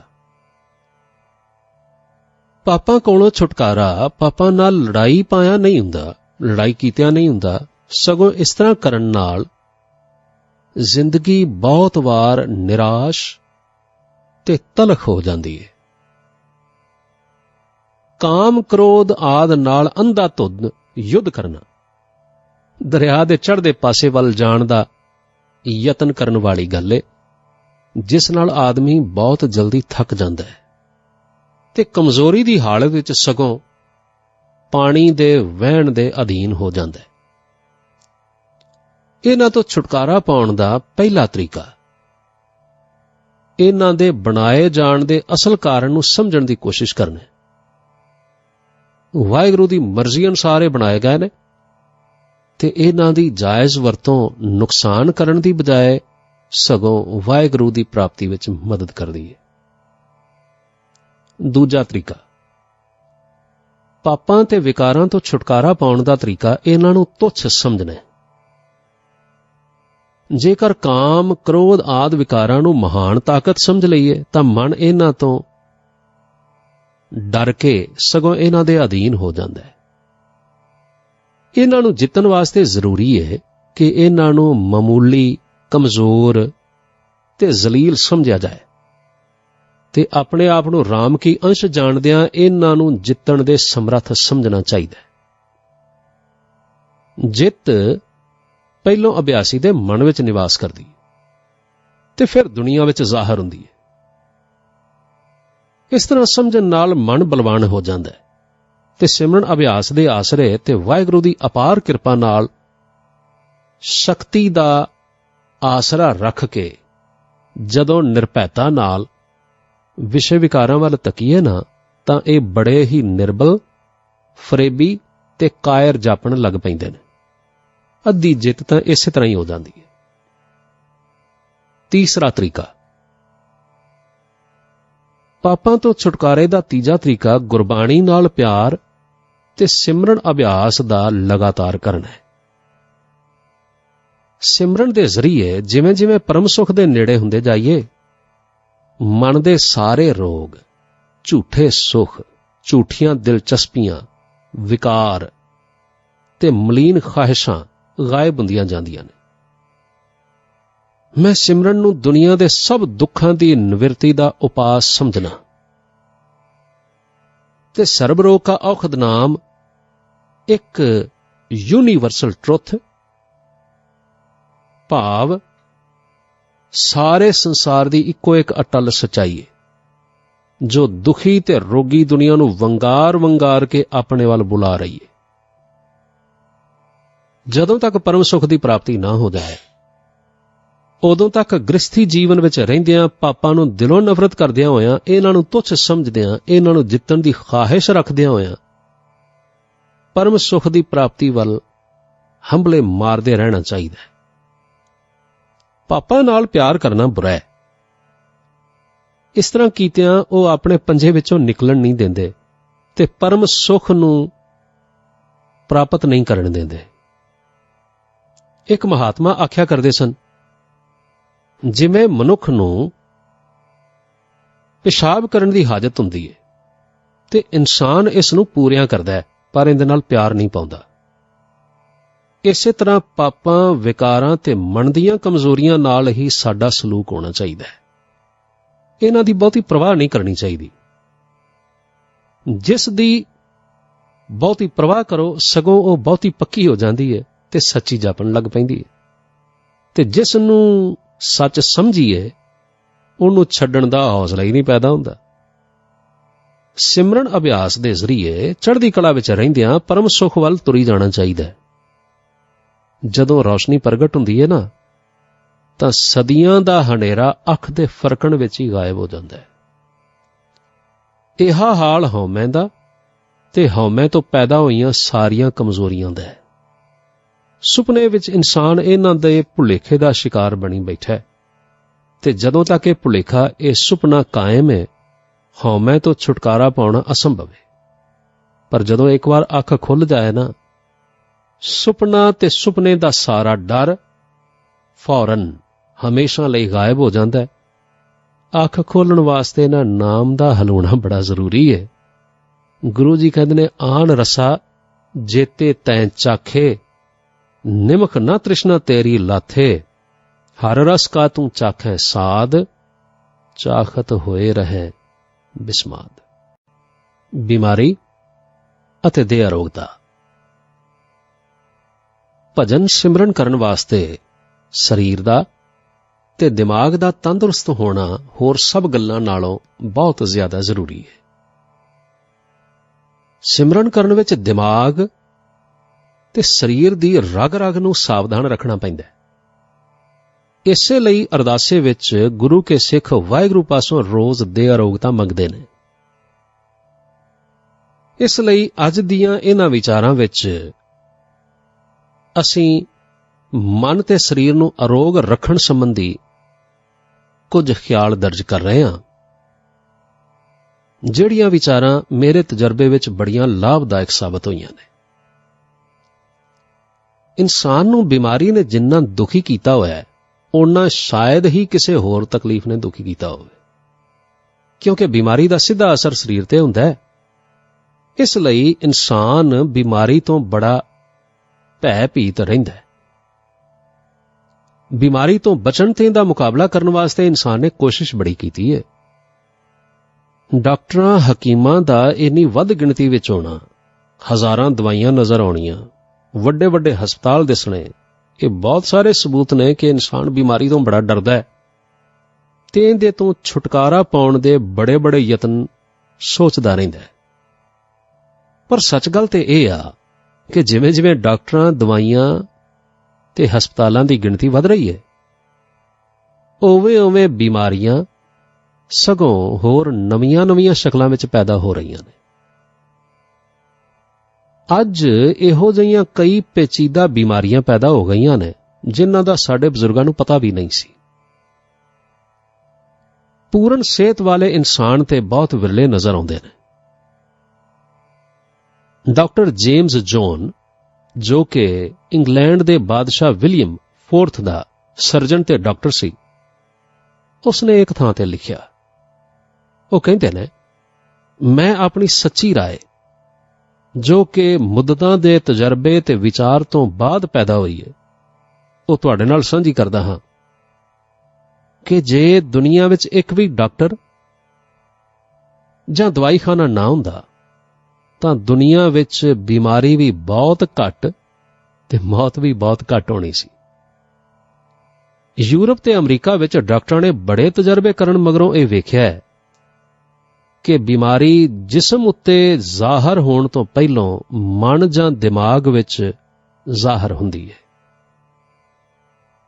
ਤੇ ਜਿਵੇਂ-ਜਿਵੇਂ ਮਰੀਜ਼ ਦਾ ਖਿਆਲ ਪੱਕਾ ਹੁੰਦਾ ਜਾਵੇ, ਦਿਮਾਗ ਤੋਂ ਬਾਅਦ ਬਿਮਾਰੀ ਸਰੀਰ ਤੇ ਅਸਰ ਕਰਦੀ ਹੈ। ਜਿਵੇਂ ਕਿ ਪਸੀਨਾ ਆਉਣ ਤੋਂ ਠੰਡੀ ਹਵਾ ਵਿੱਚ ਖਲੋਣ ਨਾਲ ਕਮਜ਼ੋਰ ਬੰਦੇ ਨੂੰ ਪਹਿਲਾਂ ਪਹਿਲ ਖਿਆਲ ਆਵੇਗਾ ਕਿ ਉਹਨੂੰ ਸਰਦੀ ਲੱਗ ਗਈ ਹੈ। ਇਸ ਖਿਆਲ ਨੂੰ ਘੜੀ ਮੁੜੀ ਦੁਹਰਾਉਣ ਨਾਲ ਉਸਦੇ ਮਨ ਵਿੱਚ ਬੁਖਾਰ ਦੀ ਖਿਆਲੀ ਤਸਵੀਰ ਬਣੇਗੀ ਤੇ ਹੌਲੀ-ਹੌਲੀ ਉਹਨੂੰ ਠੰਡ ਲੱਗਣੀ ਤੇ ਬੁਖਾਰ ਚੜ੍ਹਨਾ ਸ਼ੁਰੂ ਹੋ ਜਾਏਗਾ। ਸਭ ਬਿਮਾਰੀਆਂ ਦੀ ਉਤਪਤੀ ਇਸੇ ਤਰ੍ਹਾਂ ਹੁੰਦੀ ਹੈ। ਪਹਿਲੋਂ ਮਨ ਬਿਮਾਰ ਹੁੰਦਾ ਹੈ ਤੇ ਬਾਅਦ ਵਿੱਚ ਸਰੀਰ। ਡਾਕਟਰ ਐਲੈਗਜ਼ੈਂਡਰ ਕੈਨਨ MD ਲਿਖਦੇ ਨੇ ਕਿ ਕਿਸੇ ਐਸੀ ਬਿਮਾਰੀ ਦਾ ਖਿਆਲ ਕਰਕੇ ਜਿਹੜੀ ਆਦਮੀ ਨੂੰ ਬਿਲਕੁਲ ਹੀ ਨਾ ਹੋਵੇ, ਉਹ ਆਪਣੇ ਸਰੀਰ ਵਿੱਚ ਐਸੀਆਂ ਹਾਲਤਾਂ ਪੈਦਾ ਕਰ ਸਕਦਾ ਹੈ ਜਿਨ੍ਹਾਂ ਨਾਲ ਸਮਾਂ ਪਾ ਕੇ ਉਸ ਨੂੰ ਉਹ ਬਿਮਾਰੀ ਹੋ ਵੀ ਸਕਦੀ ਹੈ ਤੇ ਉਸ ਬਿਮਾਰੀ ਨਾਲ ਉਹ ਮਰ ਵੀ ਸਕਦਾ ਹੈ। ਜਿਸ ਤਰ੍ਹਾਂ ਮਨ ਦੇ ਬਿਮਾਰ ਹੋਇਆਂ ਸਰੀਰ ਬਿਮਾਰ ਹੋ ਜਾਂਦਾ ਹੈ, ਉਸੇ ਤਰ੍ਹਾਂ ਮਨ ਦੇ ਰਾਜ਼ੀ ਹੋਇਆਂ ਸਰੀਰ ਰਾਜ਼ੀ ਹੋ ਜਾਂਦਾ ਹੈ। ਆਮ ਤੌਰ ਤੇ ਡਾਕਟਰ ਦੇ ਆਉਣ ਨਾਲ ਮਰੀਜ਼ ਨੂੰ ਹੌਸਲਾ ਤੇ ਧੀਰਜ ਆ ਜਾਂਦਾ ਹੈ, ਤੇ ਜਿੰਨਾ ਚਿਰ ਡਾਕਟਰ ਬੈਠਾ ਰਵੇ ਮਰੀਜ਼ ਦਾ ਦੁੱਖ ਘਟਿਆ ਰਹਿੰਦਾ ਹੈ, ਜਿਸ ਦਾ ਕਾਰਨ ਸਿਰਫ ਇਹ ਹੈ ਕਿ ਡਾਕਟਰ ਦੇ ਆਉਣ ਨਾਲ, ਉਸ ਦੇ ਹੌਸਲੇ ਦੀਆਂ ਗੱਲਾਂ ਕਰਨ ਨਾਲ ਤੇ ਬਿਮਾਰੀ ਨੂੰ ਹਟਾ ਦੇਣ ਦਾ ਵਾਅਦਾ ਕਰਨ ਨਾਲ ਮਰੀਜ਼ ਦਾ ਦਿਲ ਤੇ ਦਿਮਾਗ ਤਗੜਾ ਹੋ ਜਾਂਦਾ ਹੈ, ਖਿਆਲ ਪੱਕੇ ਹੋ ਜਾਂਦੇ ਨੇ। ਇਸ ਵਾਸਤੇ ਬਿਮਾਰੀ ਘੱਟ ਪ੍ਰਤੀਤ ਹੁੰਦੀ ਹੈ, ਕਿਉਂਕਿ ਬਿਮਾਰੀ ਦਾ ਡਰ ਬੰਦੇ ਨੂੰ ਬਿਮਾਰ ਕਰਨ ਵਿੱਚ ਬੜੀ ਮਦਦ ਕਰਦਾ ਹੈ। ਇਸ ਲਈ ਜੇ ਆਦਮੀ ਬਿਮਾਰੀ ਤੋਂ ਡਰੇ ਨਾ ਤਾਂ ਉਸ ਨੂੰ ਬਿਮਾਰੀ ਆ ਨਹੀਂ ਸਕਦੀ। ਪਲੇਗ ਜਾਂ ਹੈਜ਼ੇ ਦੇ ਦਿਨਾਂ ਵਿੱਚ ਵੇਖਿਆ ਗਿਆ ਹੈ ਕਿ ਮਜ਼ਬੂਤ ਦਿਲ ਦੇ ਇਨਸਾਨ ਬਿਮਾਰਾਂ ਦੀ ਹੱਥੀਂ ਸੇਵਾ ਕਰਕੇ, ਮੁਰਦਿਆਂ ਨਾਲ ਛੋਹ ਕੇ ਜਾਂ ਆਪਣੇ ਹੱਥੀਂ ਉਹਨਾਂ ਦਾ ਅੰਤਿਮ ਸੰਸਕਾਰ ਕਰਨ ਨਾਲ ਵੀ ਬਿਲਕੁਲ ਰਾਜ਼ੀ ਬਾਜ਼ੀ ਰਹੇ। ਇਸ ਦੇ ਉਲਟ ਕਮਜ਼ੋਰ ਖਿਆਲਾਂ ਦੇ ਬੰਦੇ ਬਿਮਾਰੀ ਨੂੰ ਆਪਣੇ ਵੱਲ ਖਿੱਚਦੇ ਰਹਿੰਦੇ ਨੇ ਤੇ ਬਹਾਨੇ ਪਾ ਕੇ ਬਿਮਾਰ ਹੁੰਦੇ ਨੇ। ਹਸਪਤਾਲ ਵਿੱਚ ਇੱਕ ਬੰਦੇ ਨੂੰ ਸ਼ੱਕ ਹੋ ਗਿਆ ਕਿ ਜਿਸ ਬਿਸਤਰੇ ਤੇ ਉਹ ਸੌਂਦਾ ਹੈ, ਉਸ ਬਿਸਤਰੇ ਤੇ ਇੱਕ ਹੈਜ਼ੇ ਦਾ ਬਿਮਾਰ ਰਹਿ ਚੁੱਕਾ ਹੈ। ਕੁਝ ਦਿਨਾਂ ਮਗਰੋਂ ਉਸ ਨੂੰ ਹੈਜ਼ਾ ਹੋ ਗਿਆ ਤੇ ਸੱਚੀ ਮੁੱਚੀ ਉਹ ਹੈਜ਼ੇ ਨਾਲ ਮਰ ਗਿਆ। ਹਾਲਾਂਕਿ ਇਹ ਗੱਲ ਬਿਲਕੁਲ ਗਲਤ ਸੀ ਕਿ ਉਸ ਬਿਸਤਰੇ ਵਿੱਚ ਹੈਜ਼ੇ ਦਾ ਕੋਈ ਬਿਮਾਰ ਰਹਿ ਚੁੱਕਾ ਸੀ। ਇਸ ਤਰ੍ਹਾਂ ਦੀਆਂ ਘਟਨਾਵਾਂ ਤੋਂ ਸਾਬਤ ਹੁੰਦਾ ਹੈ ਕਿ ਬਿਮਾਰੀ ਖਿਆਲ, ਵਹਿਮ ਜਾਂ ਡਰ ਤੋਂ ਪੈਦਾ ਹੁੰਦੀ ਹੈ ਤੇ ਇਸ ਦਾ ਪਹਿਲਾ ਹਮਲਾ ਦਿਮਾਗ ਜਾਂ ਮਨ ਜਾਂ ਖਿਆਲਾਂ ਤੇ ਹੁੰਦਾ ਹੈ। ਇਸ ਤੋਂ ਬਾਅਦ ਇਹ ਜਿਸਮ ਤੇ ਸਰੀਰ ਤੇ ਅਸਰ ਕਰਦੀ ਹੈ। ਬਿਮਾਰੀ ਤੋਂ ਬਚਣ ਦਾ, ਉਸ ਦਾ ਮੁਕਾਬਲਾ ਕਰਨ ਵਾਸਤੇ ਜਿਹੜਾ ਤਰੀਕਾ ਸਾਡੇ ਬਜ਼ੁਰਗਾਂ ਨੂੰ ਪਤਾ ਸੀ, ਉਸ ਦਾ ਕਾਫੀ ਪ੍ਰਚਾਰ ਯੂਰਪ ਵਿੱਚ ਤੇ ਅਮਰੀਕਾ ਵਿੱਚ ਹੋ ਚੁੱਕਾ ਹੈ ਤੇ ਅੱਜ ਕੱਲ੍ਹ ਵੀ ਹੋ ਰਿਹਾ ਹੈ। ਤੇ ਉਹ ਆਤਮਿਕ ਤਰੀਕਾ ਸੀ ਸਰਬ ਰੋਗ ਕਾ ਔਖਦ ਨਾਮ। ਇਸ ਆਤਮਿਕ ਤਰੀਕੇ ਨਾਲ ਬਿਮਾਰੀਆਂ ਤੋਂ ਬਹੁਤ ਜਲਦੀ ਤੇ ਪੱਕੇ ਤੌਰ ਤੇ ਰਾਜ਼ੀ ਹੋ ਜਾਈਦਾ ਹੈ। ਦਵਾਈਆਂ ਨਾਲ ਠੀਕ ਹੋਇਆ ਬੰਦਾ ਹਮੇਸ਼ਾ ਦਵਾਈਆਂ ਦਾ ਮੁਹਤਾਜ ਹੋ ਜਾਂਦਾ ਹੈ, ਪਰ ਆਤਮਿਕ ਤਰੀਕੇ ਨਾਲ ਠੀਕ ਹੋਇਆ ਇਨਸਾਨ ਸਗੋਂ ਬਿਮਾਰੀ ਤੇ ਕਾਬੂ ਪਾ ਲੈਂਦਾ ਹੈ ਤੇ ਫਿਰ ਉਹ ਨਿਰਭੈ ਹੋ ਜਾਂਦਾ ਹੈ। ਇਹੋ ਜਿਹਾ ਬੰਦਾ ਤੇ ਸਗੋਂ ਹੋਰ ਤਰੱਕੀ ਕਰਕੇ ਦੂਜੇ ਬਿਮਾਰਾਂ ਨੂੰ ਵੀ ਆਪਣੀ ਆਤਮਿਕ ਦ੍ਰਿੜਤਾ ਨਾਲ ਤੇ ਭਰੋਸੇ ਨਾਲ ਰਾਜ਼ੀ ਕਰ ਸਕਦਾ ਹੈ। ਸਿਮਰਨ ਅਭਿਆਸੀਆਂ ਨੂੰ ਇਹ ਗੱਲ ਸਿਮਰਨ ਕਰਦਿਆਂ ਚੰਗੀ ਤਰ੍ਹਾਂ ਪ੍ਰਤੀਤ ਹੋ ਜਾਂਦੀ ਹੈ ਕਿ ਇਹ ਸਰੀਰ ਇੱਕ ਜੜ ਵਸਤੂ ਹੈ, ਜਿਸ ਵਿੱਚ ਕੋਈ ਜਾਨ ਨਹੀਂ, ਕੋਈ ਹਰਕਤ ਨਹੀਂ, ਕੋਈ ਮਹਿਸੂਸ ਕਰਨ ਵਾਲੀ ਸ਼ਕਤੀ ਨਹੀਂ। ਜਿਸ ਤਰ੍ਹਾਂ ਕੁਰਸੀ ਜਾਂ ਮੇਜ਼ ਨੂੰ ਬੁਖਾਰ ਨਹੀਂ ਚੜ੍ਹ ਸਕਦਾ, ਇਸੇ ਤਰ੍ਹਾਂ ਸਰੀਰ ਨੂੰ, ਜੋ ਕਿ ਜੜ ਵਸਤੂ ਹੋਣ ਕਰਕੇ ਕੁਰਸੀ ਜਾਂ ਮੇਜ਼ ਆਦਿਕ ਮਟੀਰੀਅਲਿਸਟਿਕ ਚੀਜ਼ਾਂ ਦੇ ਵਾਂਗ ਹੈ, ਇਸ ਨੂੰ ਕਦੇ ਬੁਖਾਰ ਨਹੀਂ ਹੋ ਸਕਦਾ। ਸਿਮਰਨ ਅਭਿਆਸੀ ਨੂੰ ਇਸ ਗੱਲ ਦਾ ਪਤਾ ਲੱਗ ਜਾਂਦਾ ਕਿ ਉਸ ਦੀ ਆਤਮਾ ਤੇ ਨਿਰਲੇਪ ਹੈ, ਮੌਤ ਜਾਂ ਬਿਮਾਰੀ ਤੋਂ ਰਹਿਤ ਹੈ, ਤੇ ਆਤਮਾ ਨੂੰ ਕਦੇ ਬੁਖਾਰ ਚੜ੍ਹ ਹੀ ਨਹੀਂ ਸਕਦਾ। ਨਾ ਹੀ ਕੋਈ ਹੋਰ ਦੁੱਖ ਜਾਂ ਬਿਮਾਰੀ ਉਸ ਦੇ ਨੇੜੇ ਆ ਸਕਦੇ ਨੇ। ਇਸ ਵਾਸਤੇ ਅਭਿਆਸੀ ਬੰਦਾ ਜਾਣਦਾ ਹੈ ਕਿ ਬੁਖਾਰ ਜੇ ਕਿਸੇ ਚੀਜ਼ ਨੂੰ ਚੜ੍ਹ ਸਕਦਾ ਹੈ ਤਾਂ ਸਿਰਫ ਖਿਆਲਾਂ ਨੂੰ ਜਾਂ ਮਨ ਨੂੰ ਹੀ ਚੜ੍ਹ ਸਕਦਾ ਹੈ। ਜਿਹੜੀ ਚੀਜ਼ ਕੇਵਲ ਖਿਆਲਾਂ ਤੋਂ ਪੈਦਾ ਹੋਵੇ ਉਹ ਖਿਆਲੀ ਹੀ ਹੁੰਦੀ ਹੈ, ਅਸਲੀਅਤ ਨਹੀਂ ਹੁੰਦੀ। ਇਸ ਵਾਸਤੇ ਅਭਿਆਸੀ ਬੰਦਾ ਸਾਰੀਆਂ ਬਿਮਾਰੀਆਂ ਨੂੰ ਅਸੱਤ, ਝੂਠੀਆਂ, ਧੋਖਾ, ਫਰੇਬ ਜਾਂ ਮਾਇਆ ਹੀ ਸਮਝਦਾ ਹੈ। ਕਿਸੇ ਵੀ ਕਿਸਮ ਦੀ ਬਿਮਾਰੀ ਉਸ ਦੀ ਨਜ਼ਰ ਵਿੱਚ ਕੋਈ ਮਾਇਨਾ ਨਹੀਂ ਰੱਖਦੀ। ਉਹ ਆਪਣੇ ਤੇ ਸਾਰਿਆਂ ਦੇ ਸਰੀਰਾਂ ਵਿੱਚ ਤੇ ਜ਼ਰਰੇ ਜ਼ਰਰੇ ਵਿੱਚ ਅਕਾਲ ਪੁਰਖ ਵਾਹਿਗੁਰੂ ਦੀ ਮੌਜੂਦਗੀ ਵੇਖਦਾ ਹੈ। ਉਹ ਜਾਣਦਾ ਕਿ ਜਿੱਥੇ ਅਕਾਲ ਪੁਰਖ ਹੋਵੇ ਉੱਥੇ ਕਿਸੇ ਮਾੜੀ ਚੀਜ਼ ਜਾਂ ਕਿਸੇ ਬਿਮਾਰੀ ਦਾ ਜਾਂ ਕਿਸੇ ਤਰ੍ਹਾਂ ਦੀ ਉਪਾਧੀ ਦਾ ਹੋਣਾ ਅਣਹੋਣੀ ਗੱਲ ਹੈ।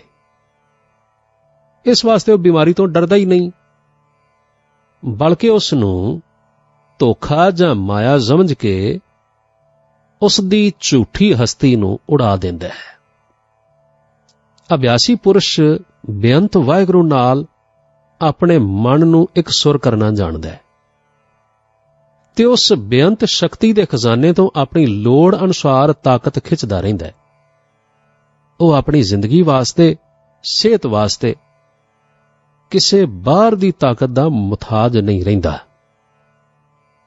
ਜਿਹੜੇ ਲੋਕ ਸਿਮਰਨ ਅਭਿਆਸੀ ਨਹੀਂ ਪਰ ਵਾਹਿਗੁਰੂ ਸੰਬੰਧੀ ਧਾਰਮਿਕ ਪੁਸਤਕਾਂ ਪੜ੍ਹ ਕੇ ਕੁਝ ਗਿਆਨ ਜਾਂ ਸਮਝ ਰੱਖਦੇ ਨੇ, ਉਹ ਵੀ ਵਾਹਿਗੁਰੂ ਦੀ ਸ਼ਕਤੀ ਨਾਲ ਬਿਮਾਰੀਆਂ ਦਾ ਬੜਾ ਕਾਮਯਾਬੀ ਨਾਲ ਇਲਾਜ ਕਰਦੇ ਵੇਖੇ ਗਏ ਨੇ। ਮੈਂ ਕਈ ਨੇਕ ਪੁਰਸ਼ਾਂ ਨੂੰ ਕਿੰਨੀਆਂ ਸਾਰੀਆਂ ਲਾ ਇਲਾਜ ਬਿਮਾਰੀਆਂ ਦਾ ਇਲਾਜ ਕਰਦਿਆਂ ਇਸ ਤਰ੍ਹਾਂ ਵੇਖਿਆ ਹੈ। ਭਾਵੇਂ ਇਸ ਸੰਬੰਧੀ ਇੱਕ ਵੱਖਰੀ ਕਿਤਾਬ ਅਸਾਂ ਸਰਬਰੋਗ ਕਾ ਔਖਦਨਾਮ ਲਿਖੀ ਹੈ, ਜਿਸ ਵਿੱਚ ਇਸ ਸਬਜੈਕਟ ਤੇ ਵਿਸਥਾਰ ਨਾਲ ਰੌਸ਼ਨੀ ਪਾਈ ਗਈ ਹੈ, ਤਾਂ ਵੀ ਇੱਥੇ ਇਸ਼ਾਰੇ ਮਾਤਰ ਇਹ ਗੱਲ ਤੁਹਾਡੇ ਨਾਲ ਜ਼ਰੂਰ ਸਾਂਝੀ ਕਰਨਾ ਚਾਹੁੰਦੇ ਹਾਂ ਕਿ ਆਤਮਿਕ ਬਲ ਨਾਲ ਜਾਂ ਸਿਮਰਨ ਅਭਿਆਸ ਨਾਲ ਅਸੀਂ ਜ਼ਿੰਦਗੀ ਦੀ ਹਰੇਕ ਮੁਸ਼ਕਲ ਦਾ ਬੜੀ ਸਫਲਤਾ ਨਾਲ ਮੁਕਾਬਲਾ ਕਰ ਸਕਦੇ ਹਾਂ। ਬੰਦਗੀ ਕਰਨ ਨਾਲ ਗ੍ਰਸਥੀ ਜੀਵਨ ਦੇ ਸਾਰੇ ਫਰਜ਼ ਬੜੀ ਸਫਲਤਾ ਨਾਲ ਨਿਭਾਏ ਜਾ ਸਕਦੇ ਨੇ। ਕਾਮਯਾਬੀ ਭਾਵੇਂ ਦੁਨਿਆਵੀ ਹੋਵੇ ਜਾਂ ਆਤਮਿਕ, ਦੋਵਾਂ ਵਾਸਤੇ ਸਿਮਰਨ ਅਭਿਆਸ ਬੜੀ ਲਾਭਦਾਇਕ ਜੁਗਤੀ ਹੈ। ਬਿਮਾਰੀ ਦਾ ਮੁੱਢ ਆਮ ਤੌਰ ਤੇ ਖਿਆਲਾਂ ਦੀ ਅਰੋਗਤਾ ਤੋਂ ਵੱਜਦਾ ਹੈ। ਇਸ ਦੇ ਉਲਟ ਜਿਸ ਆਦਮੀ ਦੇ ਖਿਆਲ ਗੰਦੇ ਜਾਂ ਅਗਿਆਨੀ ਹੋਣ, ਉਹ ਜ਼ਿਆਦਾ ਦੇਰ ਤੰਦਰੁਸਤ ਨਹੀਂ ਰਹਿ ਸਕਦਾ, ਜਦੋਂ ਕਿ ਪਵਿੱਤਰ ਖਿਆਲਾਂ ਵਾਲਾ ਪੁਰਸ਼ ਆਮ ਕਰਕੇ ਤੰਦਰੁਸਤ ਰਹਿੰਦਾ ਹੈ। ਬਿਮਾਰੀ ਦਾ ਇਲਾਜ ਆਤਮਿਕ ਤੌਰ ਤੇ ਇਹਨਾਂ ਤਰੀਕਿਆਂ ਅਨੁਸਾਰ ਕਰਨਾ ਚਾਹੀਦਾ ਹੈ। ਨੰਬਰ 1, ਬਿਮਾਰੀ ਦੇ ਡਰ ਨੂੰ ਬਿਲਕੁਲ ਨੇੜੇ ਨਹੀਂ ਆਉਣ ਦੇਣਾ ਚਾਹੀਦਾ, ਕਿਉਂਕਿ ਇਸ ਦੀ ਅਸਲ ਵਿੱਚ ਕੁਝ ਹਸਤੀ ਹੀ ਨਹੀਂ ਹੁੰਦੀ। ਬਿਮਾਰੀ ਦੇ ਖਿਆਲ ਦਾ ਬੜੇ ਮਜ਼ਬੂਤ ਇਰਾਦੇ ਨਾਲ ਮੁਕਾਬਲਾ ਕਰਨਾ ਚਾਹੀਦਾ ਹੈ। ਉਸ ਦੇ ਰੋਬ ਤੇ ਉਸ ਦੇ ਦਾਅਵੇ ਨੂੰ, ਭਾਵ ਬਿਮਾਰੀਆਂ ਦੇ ਦਾਅਵੇ ਨੂੰ ਬਿਲਕੁਲ ਨਹੀਂ ਮੰਨਣਾ ਚਾਹੀਦਾ। ਇਸ ਤਰ੍ਹਾਂ ਕੀਤਿਆਂ ਬਿਮਾਰੀ ਆਮ ਤੌਰ ਤੇ ਵਧਣੋਂ ਰੁਕ ਜਾਂਦੀ ਹੈ। ਤੇ ਤੀਸਰਾ, ਜਦੋਂ ਤੱਕ ਸਿਮਰਨ ਅਭਿਆਸ ਨਾਲ ਵਿਸ਼ਵਾਸ ਪੱਕਾ ਨਾ ਹੋ ਜਾਏ, ਬਿਮਾਰੀ ਦੀ ਹਾਲਤ ਵਿੱਚ ਵੀ ਦਵਾਈ ਵੀ ਲੈ ਲੈਣੀ ਚਾਹੀਦੀ ਹੈ, ਪਰ ਨਾਲ-ਨਾਲ ਵਾਹਿਗੁਰੂ ਜੀ ਕੋਲ ਅਰਦਾਸ ਵੀ ਕਰਨੀ ਚਾਹੀਦੀ ਹੈ। ਵਾਹਿਗੁਰੂ ਅੱਗੇ ਸਾਫ਼ ਕਰਕੇ ਪ੍ਰਗਟ ਕਰਨਾ ਚਾਹੀਦਾ ਹੈ ਕਿ ਸਾਡੀ ਬਿਮਾਰੀ ਦਾ ਇਲਾਜ ਦਵਾਈ ਨਹੀਂ, ਅਸੀਂ ਤੇ ਦਵਾਈ ਸਿਰਫ ਆਪਣੇ ਭਰੋਸੇ ਦੇ ਕੱਚੇ ਹੋਣ ਕਰਕੇ ਇਸ ਦੀ ਵਰਤੋਂ ਕਰਦੇ ਹਾਂ। ਹੇ ਮੇਰੇ ਵਾਹਿਗੁਰੂ, ਅਸਲ ਵਿੱਚ ਸਾਡੀ ਬਿਮਾਰੀ ਤਾਂ ਤੇਰੀ ਸ਼ਕਤੀ ਤੇ ਮਦਦ ਨਾਲ ਰਾਜ਼ੀ ਹੋਣੀ ਹੈ। ਦਵਾਈ ਖਾਣਾ ਸਾਡਾ ਕੰਮ ਸੀ, ਪਰ ਦਵਾਈ ਵਿੱਚ ਰਾਜ਼ੀ ਕਰ ਦੇਣ ਵਾਲਾ ਗੁਣ ਪਾਉਣਾ ਇਹ ਤੁਹਾਡੇ ਹੱਥ ਵਿੱਚ ਹੈ। ਇਸ ਤਰ੍ਹਾਂ ਕਰਨ ਨਾਲ ਦਵਾਈ ਦਾ ਅਸਰ ਵੱਧ ਜਾਏਗਾ। ਨੰਬਰ 4, ਜਦੋਂ ਸਿਮਰਨ ਅਭਿਆਸ ਪੱਕਾ ਹੋ ਜਾਏ ਤੇ ਵਿਸ਼ਵਾਸ ਦ੍ਰਿੜਤਾ ਦੀ ਹੱਦ ਤੱਕ ਪਹੁੰਚ ਜਾਏ, ਤਾਂ ਪਹਿਲੀ ਗੱਲ, ਬਿਮਾਰੀ ਆਵੇਗੀ ਹੀ ਨਹੀਂ। ਪਰ ਜੇ ਕਦੇ ਬਿਮਾਰੀ ਆਵੇ ਵੀ, ਤਾਂ ਬਗੈਰ ਕਿਸੇ ਦਵਾਈ ਦੇ ਜਾਂ ਹੋਰ ਇਨਸਾਨੀ ਇਲਾਜ ਦੇ ਸਿਮਰਨ ਅਭਿਆਸ ਦੀ ਦਸ਼ਾ ਵਿੱਚ ਜਾਣ ਨਾਲ ਤੇ ਅਰਦਾਸ ਕਰਨ ਨਾਲ ਹੀ ਰਾਜ਼ੀ ਹੋ ਜਾਏਗੀ। ਨੰਬਰ 5, ਜਦੋਂ ਆਪਣੇ ਆਪ ਤੇ ਪੂਰਾ ਕਾਬੂ ਹੋ ਜਾਏ, ਤਾਂ ਅਭਿਆਸੀ ਬੰਦੇ ਨੂੰ ਦੂਜੇ ਬਿਮਾਰਾਂ ਦੇ ਰਾਜ਼ੀ ਹੋਣ ਵਿੱਚ ਮਦਦ ਕਰਨੀ ਚਾਹੀਦੀ ਹੈ। ਇਸ ਤਰ੍ਹਾਂ ਉਸ ਦਾ ਆਪਣਾ ਨਿਸ਼ਚਾ ਵਧੇਗਾ ਤੇ ਦੁਨੀਆ ਦੀ ਸਭ ਤੋਂ ਚੰਗੀ ਸੇਵਾ ਕਰਨ ਦਾ ਵੀ ਮੌਕਾ ਮਿਲੇਗਾ। ਮੇਰਾ ਯਕੀਨ ਹੈ ਕਿ ਪੂਰਨ ਸਿਮਰਨ ਅਭਿਆਸੀ ਦੀ ਛੋਹ ਨਾਲ ਹੀ ਬਿਮਾਰੀਆਂ ਤੇ ਰੋਗ ਹਮੇਸ਼ਾ ਲਈ ਦੂਰ ਹੋ ਜਾਂਦੇ ਨੇ। ਪੂਰਨ ਅਭਿਆਸੀ ਪਾਰਸ ਦੀ ਤਰ੍ਹਾਂ ਹੁੰਦਾ ਹੈ, ਜਿਹਦੇ ਆਲੇ ਦੁਆਲੇ ਸੁਖ, ਆਨੰਦ, ਸਿਹਤ, ਸ਼ਾਂਤੀ ਆਪਣੇ ਆਪ ਹੀ ਨਿਵਾਸ ਰੱਖਦੇ ਨੇ, ਤੇ ਉਸ ਦੇ ਅਸਰ ਹੇਠ ਆਏ ਸਾਰੇ ਇਨਸਾਨ ਸੁਖੀ, ਪ੍ਰਸੰਨ ਤੇ ਖੁਸ਼ ਰਹਿੰਦੇ ਨੇ। ਅਰਦਾਸ ਤੇ ਸਿਮਰਨ ਅਭਿਆਸ ਨਾਲ ਬਿਮਾਰੀਆਂ ਹਟਾ ਦੇਣਾ ਕੋਈ ਸਿੱਖੀ ਦੇ ਖਿਲਾਫ ਗੱਲ ਨਹੀਂ। ਸ੍ਰੀ ਗੁਰੂ ਗ੍ਰੰਥ ਸਾਹਿਬ ਜੀ ਵਿੱਚ ਸ੍ਰੀ ਗੁਰੂ ਅਰਜਨ ਦੇਵ ਜੀ ਦੇ ਕਈ ਸ਼ਬਦ ਨੇ ਜੋ ਉਹਨਾਂ ਆਪਣੇ ਸਾਹਿਬਜ਼ਾਦੇ ਸ੍ਰੀ ਹਰਗੋਬਿੰਦ ਜੀ ਦੀ ਬਿਮਾਰੀ ਦੀ ਹਾਲਤ ਵਿੱਚ ਵਾਹਿਗੁਰੂ ਅੱਗੇ ਅਰਦਾਸ ਜਾਂ ਫਿਰ ਬਾਅਦ ਵਿੱਚ ਸ਼ੁਕਰਾਨੇ ਵਜੋਂ ਲਿਖੇ। ਸਧਾਰਨ ਜ਼ਿੰਦਗੀ ਦੇ ਸੁੱਖਾਂ ਵਾਸਤੇ ਪ੍ਰਾਰਥਨਾ ਕਰਨੀ ਸਾਡਾ ਰੋਜ਼ ਦਾ ਕੰਮ ਹੈ। ਕੋਈ ਮਾੜਾ ਜਾਂ ਬੁਰਾ ਕੰਮ ਨਹੀਂ, ਗੁਰਸਿੱਖੀ ਦੇ ਵਿਰੁੱਧ ਨਹੀਂ। ਬਿਮਾਰੀ ਸਮੇਂ ਵਾਹਿਗੁਰੂ ਦੀ ਮਦਦ ਮੰਗਣੀ ਤੇ ਉਸ ਦੇ ਭਰੋਸੇ ਉੱਤੇ ਕਿਸੇ ਦਵਾਈ ਦਾਰੂ ਦੀ ਓਟ ਨਾ ਲੈਣੀ ਵਾਹਿਗੁਰੂ ਦੇ ਪ੍ਰਤੀ ਪਿਆਰ ਤੇ ਉਸ ਦੇ ਨਿਸ਼ਚੇ ਦੀ ਨਿਸ਼ਾਨੀ ਹੈ। ਤੇ ਇਸ ਤਰ੍ਹਾਂ ਕਰਨਾ ਕਿਤੇ ਗੁਰੂ ਘਰ ਦੇ ਅਸੂਲਾਂ ਦੇ ਵਿਰੁੱਧ ਨਹੀਂ ਹੁੰਦਾ।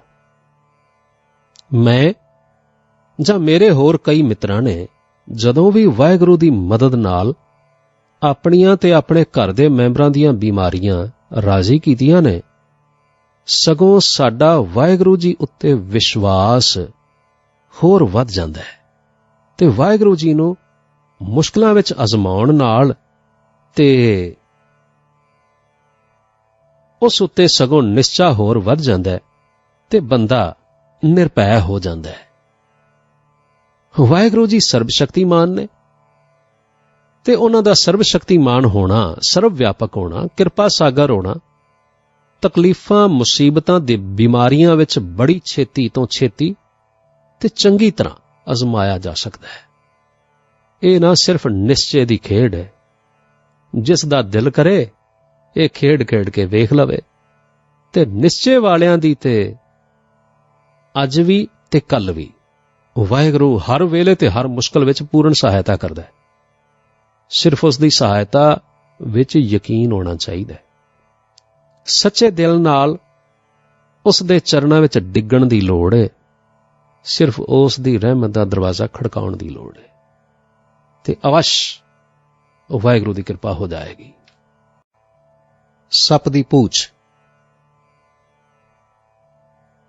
ਜਦੋਂ ਸੱਪ ਦੀ ਸਰੀ ਫੇਹ ਦਈਏ ਨਾ, ਤਾਂ ਸੱਪ ਡੰਗਣ ਜੋਗਾ ਨਹੀਂ ਰਹਿੰਦਾ ਤੇ ਉਸ ਦੇ ਡੰਗਣ ਦਾ ਜਾਂ ਡੰਗਣ ਤੋਂ ਜ਼ਹਿਰ ਚੜ੍ਹਨ ਦਾ ਖਤਰਾ ਵੀ ਹਟ ਜਾਂਦਾ ਹੈ। ਪਰ ਉਸ ਦੀ ਪੂਛ ਨਾ ਕਿੰਨਾ ਚਿਰ ਸਿਰ ਦੇ ਫੇਹ ਜਾਣ ਤੋਂ ਮਗਰੋਂ ਵੀ ਹਿਲਦੀ ਰਹਿੰਦੀ ਹੈ ਤੇ ਜ਼ਿੰਦਗੀ ਦੀਆਂ ਨਿਸ਼ਾਨੀਆਂ ਪ੍ਰਗਟ ਕਰਦੀ ਰਹਿੰਦੀ ਹੈ। ਬੱਚੇ ਤੇ ਅਣਜਾਣ ਆਦਮੀ ਸੱਪ ਦੀ ਇਸ ਹਾਲਤ ਵਿੱਚ ਉਸ ਨੂੰ ਜਿਉਂਦਾ ਸਮਝਦੇ ਨੇ ਤੇ ਉਹਦੇ ਤੋਂ ਡਰਦੇ ਨੇ। ਇਹੀ ਹਾਲਤ ਮਨ ਦੀ ਹੈ। ਜਦੋਂ ਮਨ ਮਰ ਜਾਵੇ ਨਾ, ਤਾਂ ਵੀ ਕੁਝ ਦੇਰ ਮਨ ਦਾ ਜ਼ਹਿਰੀਲਾਪਣ, ਡੰਗ ਮਾਰਨ ਵਾਲਾ ਸੁਭਾਅ ਤੇ ਪੁਰਾਣੀਆਂ ਆਦਤਾਂ ਸੱਪ ਦੀ ਪੂਛ ਹਿੱਲਣ ਵਾਂਗ ਕਾਇਮ ਰਹਿੰਦੀਆਂ ਨੇ ਤੇ ਮਨ ਦੀ ਮੌਜੂਦਗੀ ਤੇ ਉਸ ਦੀ ਜ਼ਹਿਰ ਦਾ ਖਤਰਾ ਪ੍ਰਗਟ ਕਰਦੀਆਂ ਰਹਿੰਦੀਆਂ ਨੇ। ਅਣਜਾਣ ਬੰਦਾ ਕਦੇ-ਕਦੇ ਬੜਾ ਹੈਰਾਨ ਹੁੰਦਾ ਹੈ ਕਿ ਕੀ ਹੋ ਰਿਹਾ ਹੈ। ਪੂਰੇ ਯਤਨ, ਪੂਰੀ ਘਾਲਣਾ ਜਾਂ ਪੂਰੇ ਗਿਆਨ ਵਗਰੋਂ ਵੀ ਮਨ ਦਾ ਕਾਇਮ ਰਹਿਣਾ ਤੇ ਖਤਰਨਾਕ ਤੇ ਡਰਾਉਣੀਆਂ ਸ਼ਕਲਾਂ ਵਿੱਚ ਜ਼ਾਹਰ ਹੋਣਾ ਅਭਿਆਸੀ ਨੂੰ ਕਿਸੇ ਵੇਲੇ ਨਿਰਾਸ਼ ਤੇ ਡਾਵਾਂਡੋਲ ਕਰ ਦਿੰਦਾ ਹੈ। ਮਹਾਤਮਾ ਗਾਂਧੀ ਆਪਣੀ ਕਿਤਾਬ ਆਪਣੀ ਕਹਾਣੀ ਵਿੱਚ ਹਿਜ਼ ਓਨ ਸਟੋਰੀ ਵਿੱਚ ਲਿਖਦੇ ਨੇ ਕਿ ਭਾਵੇਂ ਮੇਰੇ ਯਤਨ ਤੇ ਨੀਅਤ ਵਿੱਚ ਕੋਈ ਕਸਰ ਨਹੀਂ, ਫਿਰ ਵੀ ਮੇਰੇ ਲਈ ਇਹ ਇੱਕ ਬਹੁਤ ਵੱਡਾ ਅਚੰਭ ਹੈ ਕਿ ਮੇਰੇ ਮਨ ਦੀਆਂ ਨੀਵੀਆਂ ਖਾਹਿਸ਼ਾਂ, ਨੀਵੀਆਂ ਇੱਛਾਵਾਂ ਕਿਵੇਂ ਆਪਣੇ ਭਿਆਨਕ ਹਮਲੇ ਕਿੱਥੋਂ ਆ ਕੇ ਕਰਦੀਆਂ ਨੇ। ਬਸ ਇਹੋ ਜਿਹੀ ਹਾਲਤ ਨੂੰ ਵੇਖ ਕੇ ਨਾ ਕੱਚਾ ਅਭਿਆਸੀ ਕਿਸੇ ਵੇਲੇ ਬੜਾ ਲਾਚਾਰ ਹੋ ਜਾਂਦਾ ਹੈ ਤੇ ਆਪਣੀ ਸਾਰੀ ਮਿਹਨਤ ਉੱਤੇ ਸ਼ੱਕ ਕਰਨ ਲੱਗ ਪੈਂਦਾ ਹੈ। ਕਈ ਵਾਰ ਨਿਰਾਸ਼ਤਾ ਇੱਥੋਂ ਤੱਕ ਪਹੁੰਚ ਜਾਂਦੀ ਹੈ ਕਿ ਉਸ ਨੂੰ ਆਤਮ ਘਾਤ ਕਰਨਾ ਚੰਗਾ ਲੱਗਦਾ ਹੈ। ਮੈਂ ਸੱਚ ਦੇ ਖੋਜੀਆਂ ਨਾਮ ਅਭਿਆਸੀ ਗੁਰਮੁਖਾਂ ਦੀ ਸੇਵਾ ਵਿੱਚ ਬਹੁਤ ਜ਼ੋਰ ਨਾਲ ਬੇਨਤੀ ਕਰਾਂਗਾ ਕਿ ਇਹੋ ਜਿਹੀਆਂ ਹਾਲਤਾਂ ਵਿੱਚ ਹਾਰ ਜਾਣਾ ਜਿੱਤੇ ਹੋਏ ਮੈਦਾਨ ਨੂੰ ਛੱਡ ਜਾਣ ਵਾਲੀ ਗੱਲ ਹੈ। ਨੈਪੋਲੀਅਨ ਬੋਨਾਪਾਰਟ ਨੇ ਇਹ ਗੱਲ ਆਖੀ ਸੀ ਕਿ ਪਰੇਸ਼ਾਨੀ ਤੇ ਮੁਸ਼ਕਲਾਂ ਦੇ ਲਗਾਤਾਰ ਮੁਕਾਬਲੇ ਵਿੱਚ ਡਟਣਾ ਵੀ ਓਨੀ ਸੱਚੀ ਬਹਾਦਰੀ ਹੁੰਦੀ ਹੈ ਜਿੰਨਾ ਕਿ ਤੋਪਾਂ ਦੇ ਸਾਹਮਣੇ ਅਡੋਲ ਖਲੋਣ ਵਿੱਚ। ਦੁੱਖਾਂ ਦੇ ਸਾਹਮਣੇ ਬਿਨਾਂ ਮੁਕਾਬਲੇ ਦੇ ਗਰਦਨ ਝੁਕਾ ਦੇਣੀ ਜਾਂ ਤਕਲੀਫਾਂ ਤੋਂ ਬਚਣ ਦੇ ਲਈ ਆਤਮਘਾਤ ਕਰ ਲੈਣਾ ਮੈਦਾਨੇ ਜੰਗ ਨੂੰ ਜਿੱਤ ਤੋਂ ਪਹਿਲਾਂ ਛੱਡ ਦੇਣਾ। ਸਬਰ, ਹੌਸਲਾ ਤੇ ਦ੍ਰਿੜਤਾ ਦੇ ਸਾਹਮਣੇ ਮਨ ਕਦੇ ਵੀ ਬਹੁਤੀ ਦੇਰ ਖਲੋ ਨਹੀਂ ਸਕਦਾ। ਇਹ ਧੂਏ ਦੇ ਪਹਾੜ ਦੀ ਤਰ੍ਹਾਂ ਦ੍ਰਿੜ ਇਰਾਦੇ ਦੇ ਸਾਹਮਣੇ ਗਾਇਬ ਹੋ ਜਾਂਦਾ ਹੈ। ਨਿਰਾਸ਼ਤਾ ਦੀ ਹਾਲਤ ਵਿੱਚ ਵੀ ਮੇਰੇ ਅੰਦਰੋਂ ਇਸ ਕਿਸਮ ਦੇ ਵਿਚਾਰ ਉੱਠਿਆ ਕਰਦੇ ਸਨ ਕਿ ਸਰੀਰ ਦੇ ਛੱਡਣ ਮਗਰੋਂ ਵੀ, ਭਾਵ ਮਰਨ ਤੋਂ ਬਾਅਦ ਵੀ, ਮਨ ਤੋਂ ਛੁਟਕਾਰਾ ਨਹੀਂ ਹੋ ਸਕਦਾ। ਮਨ ਨਾਲ ਤੇ ਜੂਝਣਾ ਹੀ ਪੈਣਾ। ਇੱਕ ਇੰਚ ਕਰਕੇ ਮਨ ਦਾ ਮੋਰਚਾ ਜਿੱਤਣਾ ਪੈਣਾ ਹੈ। ਕਾਇਰ ਦੀ ਤੇ ਇੱਥੇ ਉੱਥੇ ਕਿਤੇ ਪੁੱਛ ਹੀ ਨਹੀਂ ਹੁੰਦੀ, ਕਿਤੇ ਸਤਿਕਾਰ ਨਹੀਂ ਹੁੰਦਾ। ਜਿੱਤ ਦੂਰ ਨਹੀਂ, ਸਿਰਫ ਐਵੇਂ ਨਜ਼ਰ ਦੇ ਉਹ ਲਈਏ। ਬਸ ਮੇਰੀ ਆਤਮਾ ਦੀ ਇਹ ਆਵਾਜ਼ ਫਿਰ ਮੈਨੂੰ ਚੜ੍ਹਦੀਆਂ ਕਲਾਂ ਵਿੱਚ ਲੈ ਜਾਂਦੀ ਸੀ। ਅਰਦਾਸਾਂ ਤੇ ਸਿਮਰਨ ਅਭਿਆਸ ਜਾਰੀ ਰੱਖਣਾ ਚਾਹੀਦਾ ਤੇ ਹੌਲੀ-ਹੌਲੀ ਜਿੱਤ ਪੂਰੇ ਅਰਥਾਂ ਵਿੱਚ ਨਜ਼ਰ ਆਉਣੀ ਸ਼ੁਰੂ ਹੋ ਜਾਂਦੀ ਹੈ। ਪਰ ਸਾਰੇ ਕੰਮ ਆਪਣੇ ਸਮੇਂ ਤੇ ਆ ਕੇ ਪੂਰੇ ਹੋਣੇ ਚੰਗੇ ਹੁੰਦੇ ਨੇ। ਬੰਦਗੀ ਦਾ ਆਖਰੀ ਸਿੱਟਾ ਸਰੋਂ ਵਾਂਗ ਹੱਥ ਤੇ ਨਹੀਂ ਉਗਾਇਆ ਜਾਂਦਾ। ਦੇਖੋ, ਦੁਨੀਆ ਦੀ ਇਹ ਉਦਾਹਰਣ ਬੜੀ ਚੰਗੀ ਹੈ। ਰੰਗ ਲਾਗਤ ਲਾਗਤ ਲਾਗਤ ਹੈ, ਡਰ ਭਾਗਤ ਭਾਗਤ ਭਾਗਤ ਹੈ। ਭਾਵ ਸਦੀਆਂ ਤੋਂ ਪੁਰਾਣੇ ਤੇ ਗਲਤ ਖਿਆਲ, ਮੰਦੀਆਂ ਵਾਸ਼ਨਾਵਾਂ ਜੇ ਕਿਤੇ ਮਰਨ ਵਿੱਚ ਦੇਰ ਲਾਉਣ ਤੇ ਘਬਰਾਉਣ ਵਾਲੀ ਫਿਰ ਕੀ ਗੱਲ ਹੋਈ। ਕਿਸੇ ਵੇਲੇ ਸਿਮਰਨ ਅਭਿਆਸੀ ਆਪਣੀਆਂ ਕਮਜ਼ੋਰੀਆਂ ਨੂੰ ਬੜੇ ਭੁਲੇਖੇ ਦੀ ਨਜ਼ਰ ਨਾਲ ਵੇਖਦਾ ਹੈ। ਉਹ ਇਹਨਾਂ ਨੂੰ ਭਿਆਨਕ ਸਮਝਦਾ ਹੈ। ਇਸ ਤਰ੍ਹਾਂ ਕਰਨਾ ਤੇ ਸੋਚਣਾ ਇਨਸਾਫ ਅਤੇ ਬਹਾਦਰੀ ਤੋਂ ਦੂਰ ਦੀ ਗੱਲ ਹੈ। ਅਭਿਆਸੀ ਨੂੰ ਆਪਣੇ ਆਪ ਨਾਲ ਵੀ ਹਮੇਸ਼ਾ ਪੂਰਾ ਇਨਸਾਫ ਕਰਨਾ ਚਾਹੀਦਾ ਹੈ ਤੇ ਆਪਣੀ ਕਾਮਯਾਬੀ ਨੂੰ ਹਮੇਸ਼ਾ ਨਜ਼ਰਾਂ ਸਾਹਮਣੇ ਤੇ ਆਪਣੇ ਆਪ ਨੂੰ ਚੜ੍ਹਦੀ ਕਲਾ ਵਿੱਚ ਰੱਖਣਾ ਚਾਹੀਦਾ ਹੈ। ਜਿੱਤ ਪਹਿਲੋਂ ਖਿਆਲਾਂ ਵਿੱਚ ਆ ਕੇ ਨਿਵਾਸ ਕਰਦੀ ਏ ਤੇ ਫਿਰ ਦਿਸਦੀ ਹੋਈ ਦੁਨੀਆ ਵਿੱਚ। ਇਸ ਵਾਸਤੇ ਖਿਆਲਾਂ ਨੂੰ ਕਦੇ ਨਿਰਾਸ਼ ਨਹੀਂ ਹੋਣ ਦੇਣਾ ਚਾਹੀਦਾ। ਪਹਿਲਾਂ ਮੇਰੇ ਮਨ ਵਿੱਚ ਇਹ ਬੜਾ ਵੱਡਾ ਨੁਕਸ ਸੀ ਕਿ ਮਨ ਦੀ ਜਰਾ ਜਿੰਨੀ ਕਮਜ਼ੋਰੀ ਵੇਖ ਕੇ ਮੈਂ ਬੜਾ ਬੇਦਿਲ ਤੇ ਨਿਰਾਸ਼ ਹੋ ਜਾਂਦਾ ਸਾਂ, ਸ਼ਰਮ ਦੇ ਨਾਲ ਡੁੱਬਦਾ ਜਾਂਦਾ ਸਾਂ। ਪਰ ਤਜਰਬਾ ਬੜਾ ਮਿੱਤਰ ਤੇ ਵੱਡਾ ਸਹਾਇਕ ਹੈ। ਇਸ ਲਈ ਤਜਰਬੇਕਾਰ ਬੰਦਾ ਆਪਣੇ ਮਨ ਦੀ ਹਾਰ ਨੂੰ ਆਪਣੀ ਹਾਰ ਨਹੀਂ ਮੰਨਦਾ, ਮਨ ਦੀ ਗਿਰਾਵਟ ਨੂੰ ਆਪਣੀ ਗਿਰਾਵਟ ਨਹੀਂ ਸਮਝਦਾ। ਆਪ ਉਹ ਪੂਰਨ ਅਵਸਥਾ ਵਿੱਚ ਬਹਿ ਕੇ ਮਨ ਦੀ ਕਸ਼ਮਕਸ਼ ਨੂੰ ਬੇਪਰਵਾਹੀ ਦੀ ਨਿਗਾਹ ਨਾਲ ਵੇਖਦਾ ਤੇ ਮੁਸਕਰਾਉਂਦਾ ਹੈ, ਕਿਉਂਕਿ ਉਸ ਨੂੰ ਪਤਾ ਹੁੰਦਾ ਹੈ ਕਿ ਮਨ ਦੀ ਸਿਰੀ ਗਿਆਨ ਦੀ ਤਲਵਾਰ ਨਾਲ ਵੱਢੀ ਜਾ ਚੁੱਕੀ ਹੈ ਤੇ ਮਨ ਦਾ ਜ਼ਹਿਰ ਹੁਣ ਉਸ ਨੂੰ ਜ਼ਹਿਰ ਨਹੀਂ ਚੜਾ ਸਕਦਾ। ਮਨ ਦੀ ਥੋੜੀ ਬਹੁਤੀ ਦੌੜ ਨੂੰ, ਕਮਜ਼ੋਰੀ ਨੂੰ ਉਸ ਸੱਪ ਦੀ ਪੂਛ ਦੇ ਹਿੱਲਣ ਵਾਂਗ ਇੱਕ ਕੁਦਰਤੀ ਜਾਂ ਜ਼ਰੂਰੀ ਘਟਨਾ ਸਮਝਦਾ ਹੈ। ਜਿਵੇਂ ਜੇਕਰ ਪਹੀਏ ਨੂੰ ਜ਼ੋਰ ਨਾਲ ਰੋੜਿਆ ਜਾਵੇ ਨਾ, ਤਾਂ ਜਦੋਂ ਤੱਕ ਉਸ ਵਿੱਚ ਜ਼ੋਰ ਕਾਇਮ ਰਹੇਗਾ ਉਹ ਰਿੜਦਾ ਹੀ ਜਾਏਗਾ, ਪਰ ਜਦੋਂ ਉਹਦੇ ਵਿੱਚੋਂ ਜ਼ੋਰ ਮੁੱਕ ਜਾਏ ਤਾਂ ਖੁਦ ਬਖੁਦ ਜ਼ਮੀਨ ਤੇ ਡਿੱਗ ਪਵੇਗਾ। ਗਿਆਨ ਪ੍ਰਾਪਤ ਹੋਣ ਨਾਲ ਮਨ ਨੂੰ ਦੌੜਨ ਵਾਸਤੇ ਨਵੀਂ ਖੁਰਾਕ ਜਾਂ ਤਾਕਤ ਮਿਲਣੀ ਬੰਦ ਹੋ ਜਾਂਦੀ ਹੈ।